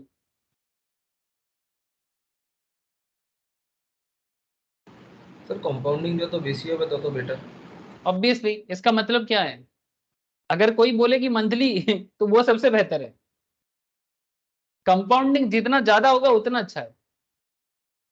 तो अगर 8% रेट में एसबीआई भी बोल रहा है, एचडीएफसी भी बोल रहा है, आईडीएफसी भी बोल रहा है, पोस्ट ऑफिस भी बोल रहा है, आप देखो कि एसबीआई क्या हाफ ईयरली बोल रहा है, एचडीएफसी क्या एनुअली बोल रहा है, देन पोस्ट ऑफिस बेटर है, आपको ज्यादा मिलेगा, आपको ज्यादा मिलेगा सर। और अगर कोई मंथली बोल दे तो और बेहतर है, सेम रेट ऑफ इंटरेस्ट। ध्यान रखिए सर बात का, आगे आगे मैं आपको सिखाऊंगा ये सब चीजें कि सर कैसे डिफरेंस होता है आपका जमा। हाँ কি হয়েছে? म्यूचुअल फंड मंथली है, कंपाउंडिंग मंथली करते हैं। কম্পাউন্ডিং মান্থলি করে মিউচুয়াল ফান্ডে? হ্যাঁ স্যার, এসএফপি গুলো ডিপেন্ড করছে, ওর তো ফান্ডের গ্রোয়ের উপর ডিপেন্ড করে, নর্মালি ডেপ ফান্ড গুলোতে অনেক সময় করে मंथली। अच्छा देख यहाँ पर कितना बता रहे हैं, इंटरेस्ट रेट फ्रॉम 1 जुलाई 2023 से 1 साल के लिए करोगे 6.9%, 2 साल के लिए करोगे 7%, 3 साल के लिए करोगे 7% एंड 5 साल के लिए करोगे तो 7.5%। तो रेट ऑफ इंटरेस्ट अच्छा ही दे रहा है, ठीक ठाक दे रहा है सर, खराब नहीं दे रहा है, ऐसा ही मार्केट में मोटा मोटी चल रहा है। और वो भी क्वार्टरली। मिनिमम कितना डालना है अब आपको, मिनिमम 1000 टका एंड मल्टीपल ऑफ 100, ठीक है। मैक्सिमम लिमिट कुछ नहीं है, जितना मर्जी पैसा डालो, नो इशू, ठीक है, कोई मैक्सिमम लिमिट नहीं है, जितना पैसा है डाल दो आके। ओके सर, तो इसको टाइम डिपॉजिट बोलेंगे, लेकिन जैसे बैंक एफडी बोलते हैं वही वही कॉन्सेप्ट है, कॉन्सेप्ट में कोई फर्क नहीं है sir. Now the point is that sir जब ऐसे इस तरह का कैलकुलेशंस आ जाए तो आपको क्या करना है। तो Rahul deposited 55,650 in a bank which is paying 15% per annum rate of interest on a 10-year TD, 10-year time deposit. Calculate the amount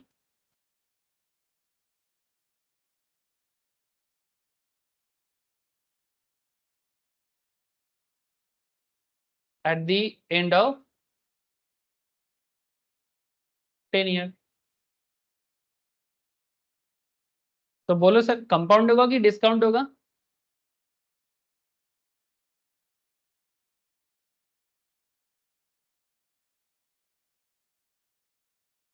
Rahul ने जमा किया आज 55,650, जाना है कल, है ना, कल माने 10 साल बाद, 5 साल नहीं sir 10 years later। Interest rate कितना है 15% ना, 14% इंटरेस्ट 15% इंटरेस्ट रेट पे 55,650 10 साल में कितना होगा, सिंपल सा क्वेश्चन है सर। ये कंपाउंडिंग है, 55,650 into 1.10 whole to the power 10, sorry गलत बोला, 1.15 whole to the power 10 calculate करो। This is a compounding question sir,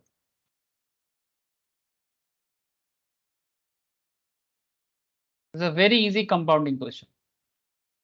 चलो I am waiting for the answer, कोई तो मुझे कैलकुलेट करके 2,25,135। 2,25,135। 25,135। ओके चलो देख लेते हैं संपत का जवाब कितना सही है। क्या करना है, कुछ नहीं करना है, सिंपल सा काम है सर। सबसे पहले इंटरेस्ट रेट को देखो कितना है 15%, डिवाइडेड बाई 100 कर दो, +1 कर दो। इतना भी नहीं करना चाहिए आपको, क्यों?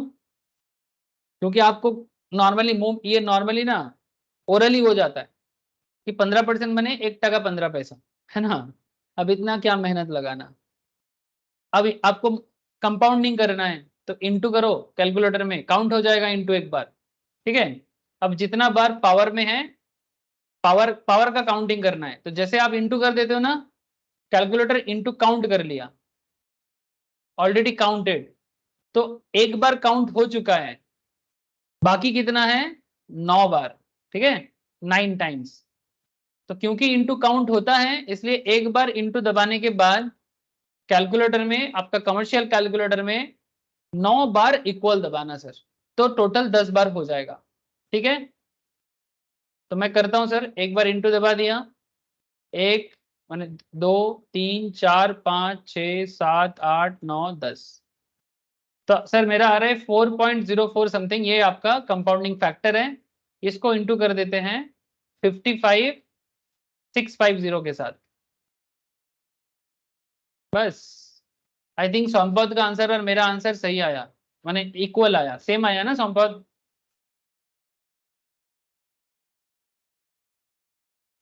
हाँ सर। তাহলে কত হচ্ছে? 2,25,135 টাকা। तो सिंपल हुआ, 55,650 15% রেটে 10 বছরের জন্য যদি কোথাও রাখা হয়, ওকে, এগুলো সব অ্যানুয়াল ইন্টারেস্ট আছে, ये सब एनुअल इंटरेस्ट है। अगर यही सब कंपाउंडिंग क्वार्टरली होता, हाफ ईयरली होता, तो खेल थोड़ा और बदल जाता, अमाउंट और थोड़ा ज्यादा मिल जाएगा। आगे आगे दिखाऊंगा सर, पहले तो सिंपल चीज पहले समझ लिया करें। तो कितना वैल्यू हो गया सर? 2,25,51351, 2 লাখ এত কিছু তো হবে না স্যার কত লিখলে? কত হয়ে গেল? একটা পাঁচ কম হল। এক সেকেন্ড, 2,25,135, তাই তো? হ্যাঁ স্যার। 55,000 টাকা 10 বছরে 15% রেটে 2,25,000 টাকা হয়ে যায়। নর্মালি এগুলো মিউচুয়াল ফান্ডে পাওয়া যেতে পারে, হ্যাঁ না, যদি ভালো ইকুইটি বেসড মিউচুয়াল ফান্ড হয়, আর নালে যদি কেউ ভালো স্টক মার্কেট ইনভেস্টমেন্ট করে রাখে তাহলে ভালো রিটার্ন পাওয়া যায়। আমার নর্মালি গড়ে 20-30% স্টক মার্কেট থেকে চলে আসে, গড়ে অন অ্যান এভারেজ। মানে আমি আমারটা বললাম, অনেকে আছে আরো ভালো করে 30-40%, 50%ও রিটার্ন কামায়। ইন্ডিভিজুয়াল স্টকে দেখতে গেলে অনেকটা, কিন্তু পোর্টফোলিওতে দেখতে গেলে গড়ে 20-30% হয় আমার। ठीक है, এবারে কেউ যদি বলে म्यूचुअल फंड है, মানে अगर कोई बोलता है कि म्यूचुअल फंड में, तो म्यूचुअल फंड अगर ऑन एन एवरेज 15-20% दे रहा है, मैंने बहुत अच्छा दे रहा है, बहुत अच्छा दे रहा है। तो इस तरह से आप अपना फंड का ग्रो कर सकते हो। बैंक में इतना नहीं मिलता है, नो डाउट सर, बैंक में इतना नहीं मिलेगा, लेकिन फिर भी ये क्वेश्चंस के लिए दे रहा हूँ, कोई दिक्कत नहीं है, कैलकुलेशन तो सीख जाओ। हाँ पता, ব্যাংকে যা ফিস বিক্রি করে দিচ্ছে হার্ডলি 7%। 7%, हाँ 7.5, ये तो पोस्ट ऑफिस दे रहा है सर। पोस्ट ऑफिस 5 साल के लिए 7.5%। টোটাল এসডি টাকা। अगर आप लोग नॉर्मल बैंक के साथ कंपेयर करोगे, नेशनलाइज्ड बैंक के साथ, तो 5 साल का पोस्ट ऑफिस एफडी अच्छा है, 7.5% दे रहा है, वो भी क्वार्टरली। कंपेयर कर लेना सर, कंपाउंडिंग जितना ज्यादा है अच्छा है। तो अगर पोस्ट ऑफिस में एफडी करोगे, 5 साल के लिए लॉक इन करोगे, तो कर सकते हो। समझ में आ रहा है सर? ये सब कॉन्सेप्ट ना काफी काम का चीज है। चलो और एक क्वेश्चन करो मेरे साथ साथ, जवाब देना सर।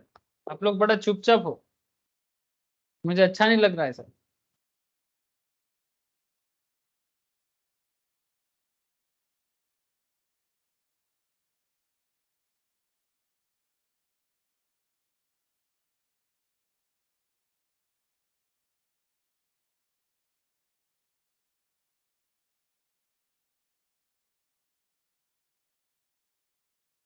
चुप चुप बैठे हो, जरूर कोई बात है, पहली मुलाकात है, पहली मुलाकात है। मैंने क्या है ना सर, मैंने जब हम लोग किसी से पहली पहली बार मुलाकात करते हैं, ज्यादा बात नहीं कर पाते ना, तो आप लोगों का भी हालत कुछ ऐसा ही लग रहा है टाइम वैल्यू ऑफ मनी पे।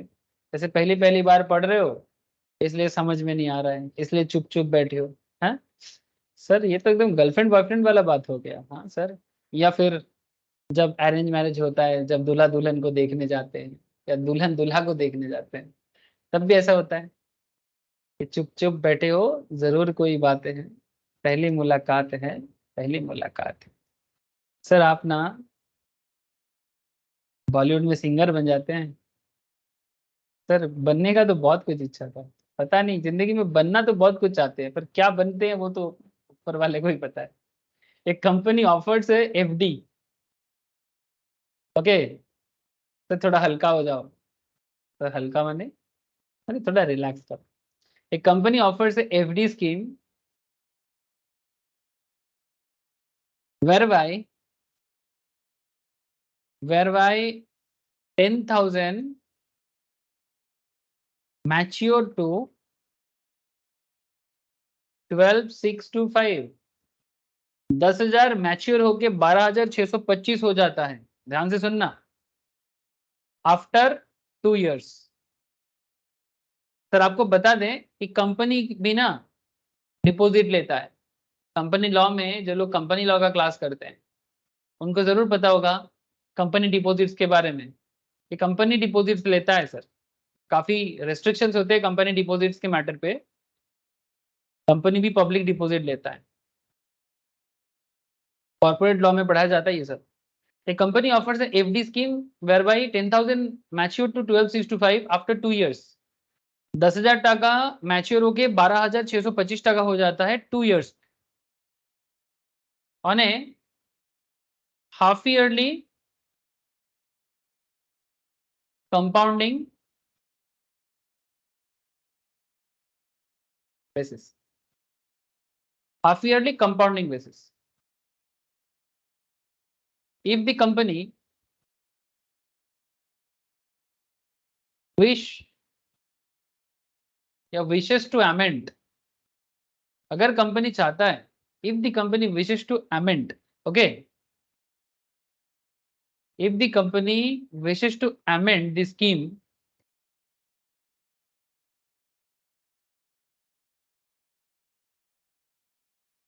if the company wishes to amend the scheme, माने स्कीम को थोड़ा बदलना चाहता है by compounding interest every quarter,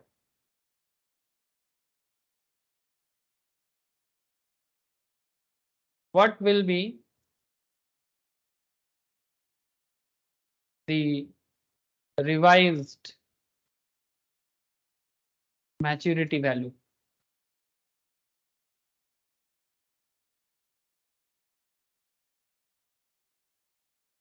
सबसे पहले तो आपको बताना पड़ेगा सर क्वेश्चन समझ में आया कि नहीं आया।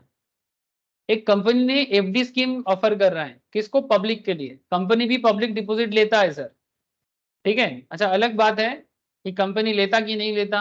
अगर किसी को लॉ का नॉलेज है वो जानता है, जो नहीं जानता कोई बात नहीं सर, आप कैलकुलेशन करो, ठीक है। आप कैलकुलेशन पे ध्यान दें। कंपनी ऑफर कर रहा है एफडी स्कीम, स्कीम 2 बार लिख दिया क्या? whereby 10,000 मैच्योर टू 12,625, 10,000 मैच्योर होता है 12,625 टका में after 2 years on A half yearly compounding basis.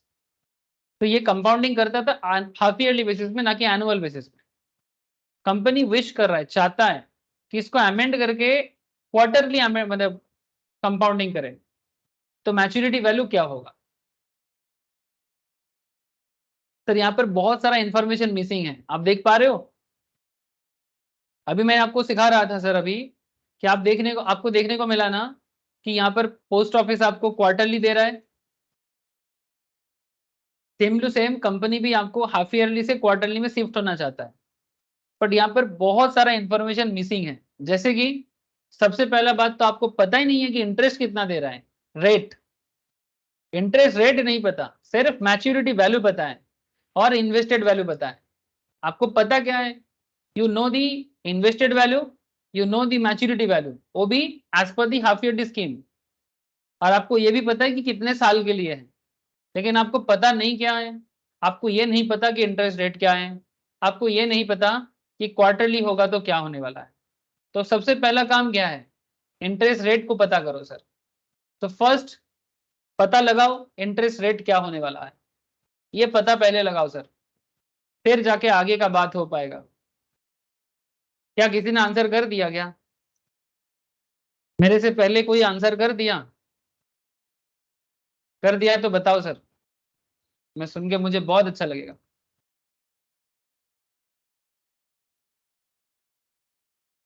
तथा होइছে নাকি?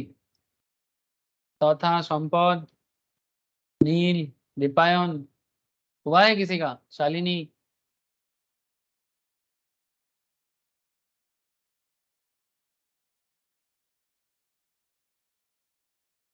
सर जब भी आपको ऐसा क्वेश्चन मिले ना, सबसे पहले ना आपको कुछ चीजें समझना पड़ेगा, कुछ चीजें लेट करना पड़ेगा। Let the annual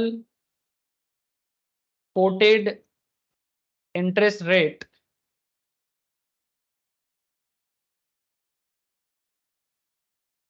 on the FD scheme be I। यानी मान के चलते हैं कि एफडी स्कीम का इंटरेस्ट आई है, बट आई का वैल्यू नहीं पता। Since it was earlier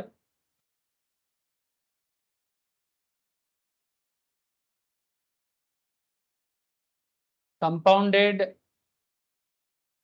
semi annually, ध्यान से बात को समझना मैं क्या लैंग्वेज यूज कर रहा हूं।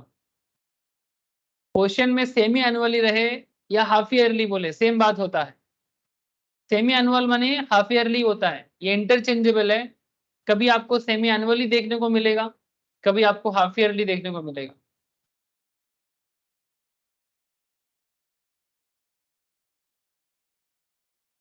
The interest rate for semi annually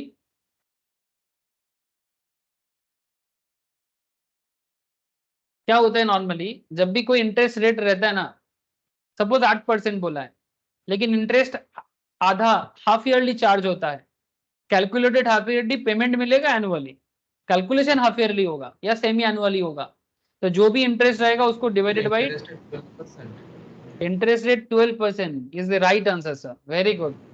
quarterly আসছে 12668। क्वार्टरली पेमेंट करने से आएगा 12668। वेरी गुड दादा, very good, very good, I am very happy. तो ये इंटरेस्ट बाय 2 क्यों किया मैंने? क्योंकि ये हाफ ईयरली इंटरेस्ट चार्ज हो रहा है, ठीक है। हाफ ईयरली चार्ज का मतलब ऐसा ना समझे कि इंटरेस्ट रेट को 2 बार चार्ज किया जाएगा। माने अगर मानो कोई बैंक बोल रहे हैं, पोस्ट ऑफिस यहाँ पर बोल रहे हैं कि क्वार्टरली कैलकुलेट होगा, माने अगर मानो 7% करके हैं और एक साल में कितना क्वार्टर होता है? 4 क्वार्टर होता है एक साल में, ठीक है। इसका मतलब ऐसा ना समझे कि 4 क्वार्टर में 4 × 7 करके 28% आपको इंटरेस्ट दिया जाएगा, नहीं सर, ठीक है। ये इस तरह का नहीं होता, तब तो फिर बैंक भी अपना दुकान बंद करके कब का बंद हो जाएगा। ऐसा नहीं है कि 7% हर क्वार्टर में देगा। एनुअल कॉन्सेप्ट सेम रहेगा, बट कंपाउंडिंग ज्यादा होगा आपका पैसा, तो ये 7% से थोड़ा सा इफेक्टिव रेट ज्यादा बनेगा, और वो थोड़ा अमाउंट भी कुछ कम नहीं होता है, ठीक है। 5-10 हजार का एक्स्ट्रा ही मिल जाता है सर। तो I/2 करना है, मैं समझाता हूं I/2 क्यों। Again draw a mind map. आज आप 0 पैसा माने सॉरी 0 ईयर में हो, आपको जाना है 4 साल बाद। 4 साल ही है ना सर? कितना साल बोला था क्वेश्चन में? 2 साल बोला था, सॉरी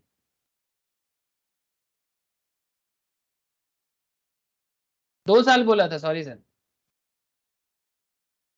2 ईयर बोला है। तो आप 0 ईयर में हो, 2 ईयर लेटर, तो 0 ईयर में कितना पैसा जमा कर रहे हो? 10,000। 2 ईयर बाद कितना मिल रहा है?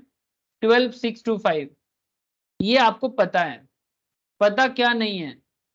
इंटरेस्ट का वैल्यू I/2, और इंटरेस्ट कैसा चार्ज हो रहा है? Half yearly. एक काम करो ना, एक इक्वेशन बना लो, इजी हो जाएगा। 10,000 पैसा, 10,000 अमाउंट 1 + I/2, यही फॉर्मूला है, ठीक है। A × 1 + I whole to the power n, ठीक है, टू द पावर, अच्छा टू द पावर 2 साल है। अगर हाफ ईयरली इंटरेस्ट चार्ज है तो इंटरेस्ट कितना बार चार्ज होगा? थोड़ा दिमाग लगाए अपना, थोड़ा दिमाग लगाए। अगर एक साल में 2 बार इंटरेस्ट चार्ज होता है तो 2 साल में 4। कितना बार होगा? Thank you sir. अगर ये एनुअल इंटरेस्ट होता तो 2 ही करते, लेकिन यहाँ पर इंटरेस्ट चार्ज होगा 4 बार। लेकिन एक बात का ध्यान रखे, इंटरेस्ट जो भी होगा उसको ऑलरेडी डिवाइडेड बाई 2 कर दिया गया है, माने जो भी होगा वो आधा करके होगा और फिर उसके ऊपर 4 बार होगा। अगर नॉर्मल होता तो हम लोग इंटरेस्ट को आई करते, डिवाइडेड बाई 2 नहीं करते, और 2 साल को 2 ही रख देते, है ना। ये फर्क है, एकदम साइंटिफिक चल रहे हैं सर।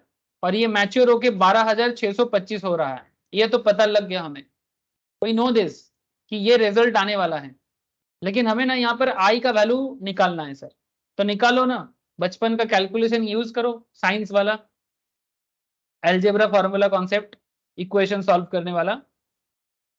1 + i/2 = 4, इसको पूरा इधर रख लो, और ये तो इंटू है ना, तो 12,625 डिवाइडेड कर दो 10,000 इक्वल की इस पर आ जाएगा तो डिवाइड हो जाएगा। ये बेसिक है, बचपन का प्यार, बचपन वाला मैथ्स है रे बाबा, मुझे भूल नहीं जाना रे। कौन बोल रहे हैं? मैथ्स। 1 + i/2, ठीक है। इक्वेशन का अगला पढ़ाओ क्या है, 12,625 डिवाइडेड बाई 10,000 माने हो जा रहा है सर 1.2625। करके देखो, इसको डिवाइड करके निकालो 1.2625। लेकिन इस बार एक मजा आएगा सर, अगर आप इसका ब्रैकेट को हटाना चाहोगे, माने बेसिकली टू दी पावर 4 को अगर आप इक्वल के इस पर लेके आओगे ना, तो यहाँ पर ना इंडिसेस का एक फॉर्मूला यूज होता है कि जब कोई टू दी पावर, जैसे यहाँ पर टू दी पावर था, ये जो टू दी पावर 4 जब इक्वल के इस पार आ जाएगा तो वो 1/, हो जाएगा। ये मैथ्स है सर, मैं ज्यादा आपको बचपन वाला मैथ्स तो नहीं सिखा सकता, पर इतना जरूर याद दिला सकता हूं कि ये इंडिसेस का फॉर्मूला है। हर कोई बच्चा आजकल क्लास 7, 8, 9 में इंडिसेस सीख जाता है। तो जब भी आप इक्वल के उस पार से पावर को इक्वल के इस पार लाते हो तो वो 1/, हो जाएगा। तो टू दी पावर 4 इस पर आ गया तो 1/4 हो गया। 1 + i/2 = अब इसको सॉल्व करें 1.2625 to the power 1/4। How to solve this? VVIP concept है। 1.12 तथा की कोली डेटा के रूट को दीजिए दो बस sir. Very good sir. Sir एक बात याद रखे, ये जो 1.2625 टू दी पावर 1/4 है, साइंटिफिक कैलकुलेटर बिना यूज करे आपको ये निकालना पड़ेगा। बात समझे? कॉमर्स स्टूडेंट्स को साइंटिफिक यूज करना गुनाह है, ठीक है। तो without using scientific calculator how to solve this power, because ये पावर थोड़ा सा टेढ़ा हुआ है, टेढ़ा पावर है, नॉर्मल पावर नहीं है। तो कैलकुलेटर में 1/4 को इंटू करके कैसे निकालेंगे? तो बेस्ट कॉन्सेप्ट क्या है, क्योंकि 1/4 माने क्या, 1/2 इंटू 1/2 है ना। तो रूट का वैल्यू क्या होता है, हाफ होता है। तो जब आप कैलकुलेटर में 1/2625 करोगे ना, आप एक काम करो, रूट ओवर लगाओ 1.2625, उसको 2 बार रूट ओवर लगा दो तो आपको वैल्यू मिल जाएगा, टू दी पावर 4 हो गया है 1.06। समझ रहे हो सर? 1.06 क्यों किया इसको? क्योंकि ये जो वैल्यू है ना, ये रूट का वैल्यू है। 1.4 माने रूट का वैल्यू है हाफ, और हाफ माने हाफ इंटू हाफ माने 1/4। तो 1/4 माने 2 बार रूट। समझ रहे सर? 1/8 होता तो 3 बार रूट लगा देते,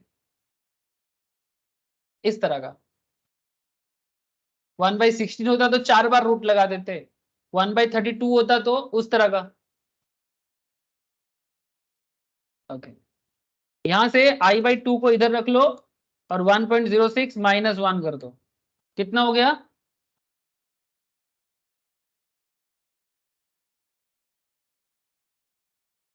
(1.06 - 1) माने कितना होगा? तो 0.06 ना।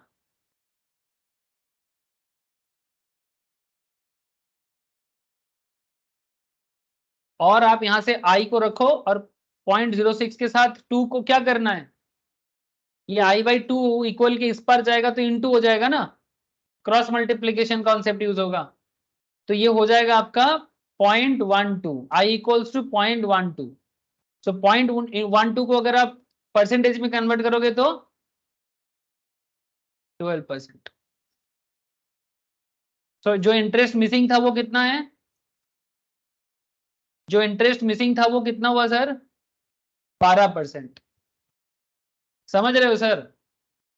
10,000 टाका 12,625 हुआ है 12% रेट में हाफ ईयरली इंटरेस्ट में। ये बेसिक मैंने कुछ नहीं किया, मैंने बस मैथमेटिकली कॉन्सेप्ट यूज किया, इक्वेशन फॉर्म किया और इसको कैलकुलेट किया। इसमें कोई दिमाग का बात नहीं है, बस बचपन का थोड़ा सा बेसिक मैथ्स का एरिया है सर। बचपन का प्यार हमें भूल नहीं जाना रे। कौन कहता है सर? सर ऐसा मैथमेटिक्स कहता है। तो सर तो और कुछ नहीं, काम खत्म है, पैसा हजम है। किस तरह से देख लेते हैं सर। देयरफॉर नहीं, हेंसफोर्थ, तो राइट इंग्लिश यही होगा, henceforth this rate shall be compounded. अब क्या है ना, जो कंपनी आपको एफडी दे रहा था वो अपना एफडी स्कीम को चेंज कर रहा है। henceforth this rate shall be compounded quarterly, shall be compounded quarterly।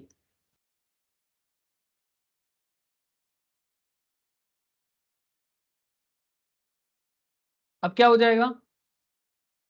Interest क्या हो जाएगा सर? 12% है, ये तो पता लग गया। जैसे पोस्ट ऑफिस आपको 12% इंटरेस्ट, सॉरी 7% इंटरेस्ट दे रहा है, या 7.5 दे रहा है, या 6.9 दे रहा है, लेकिन क्वार्टरली दे रहा है। Same concept, same concept sir. Company आपको इस बार हाफ ईयरली से क्वार्टरली में शिफ्ट कर रहा है, अमेंडमेंट कर रहा है, चेंज कर रहा है अपने फाइनेंशियल ऑब्लिगेशंस को। तो डिवाइडेड बाई कितना करेंगे? हाफ ईयरली में डिवाइडेड बाई 2 किए थे, क्वार्टरली में डिवाइडेड बाई कितना होगा था? 4 सर। 4। साल में कितना क्वार्टर होता है? 4। कैसे होता है? जनवरी फरवरी मार्च, सॉरी गलत बोल दिया मैंने, इंडिया में फाइनेंशियल ईयर होता है ना, अप्रैल मई जून जुलाई, सॉरी अप्रैल मई जून फर्स्ट क्वार्टर, जुलाई अगस्त सितंबर सेकेंड क्वार्टर, अक्टूबर नवंबर दिसंबर थर्ड क्वार्टर, जनवरी फरवरी मार्च फोर्थ क्वार्टर। इसी तरह से इनकम टैक्स का कैलकुलेशन हो जाता है। कंपनी का एनुअल रिपोर्ट पब्लिश होता है ना एवरी क्वार्टर में, वो भी इसी तरह से पब्लिश होता है। तो ये फाइनेंशियल कैलेंडर है सर, इसमें क्वार्टर का कॉन्सेप्ट इसी तरह से होता है। बैंक भी इसी हिसाब से इंटरेस्ट भी प्रोवाइड करते हैं। अप्रैल में जून फर्स्ट क्वार्टर, जुलाई अगस्त सितंबर सेकंड क्वार्टर, अक्टूबर नवंबर दिसंबर थर्ड क्वार्टर, एंड जनवरी फरवरी मार्च fourth quarter. This is the financial calendar of our country. Okay, इसलिए साल में 4 क्वार्टर हुआ, तो 12/4। पोस्ट ऑफिस भी इसी हिसाब से आपको इंटरेस्ट प्रोवाइड करेगा। तो इफेक्टिव इंटरेस्ट क्या हो जाएगा? एवरी क्वार्टर में 3%। अब जीरो, स्टार्टिंग में जीरो, माने आपका पता नहीं कितना आपको, मतलब आप 0 ईयर में हो, इस टाइम पे आप इन्वेस्ट कर रहे हो 10,000, लेकिन आपको जाना है इधर, तो 10,000 रुपीज 12% रेट में क्वार्टरली इंटू, अच्छा 3% को तोड़ना है सर, चलिए 12/4 हो गया ना, तो इफेक्टिव अभी 3 है, तो 1.03 टू दी पावर क्या करे, 2 साल में कितना बार आपका इंटरेस्ट कंपाउंड होने वाला है? एक साल में अगर 4 क्वार्टर होता है तो 2 साल में कितना क्वार्टर होता है?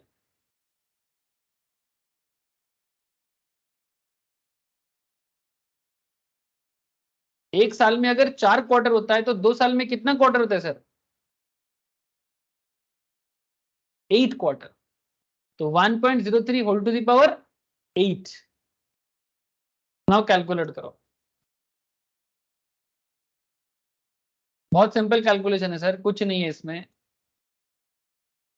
1.03 इंटू, ओके, एक बार काउंट हो गया, 2 3 4 5 6 7 8, जितना आया इंटू करना है 10,000, 12,668, 12,668। पहले आपको कितना मिलता था? 12,625। अभी कितना मिल रहा है? 12,668। रेट ऑफ इंटरेस्ट 12 ही है, बट वहां पर आपको हाफ ईयरली मिल रहा था, यहाँ पर आपको क्वार्टरली मिल रहा है। तो 625 एंड 668 कितना डिफरेंस है? हेलो, 625 668 कितना डिफरेंस है?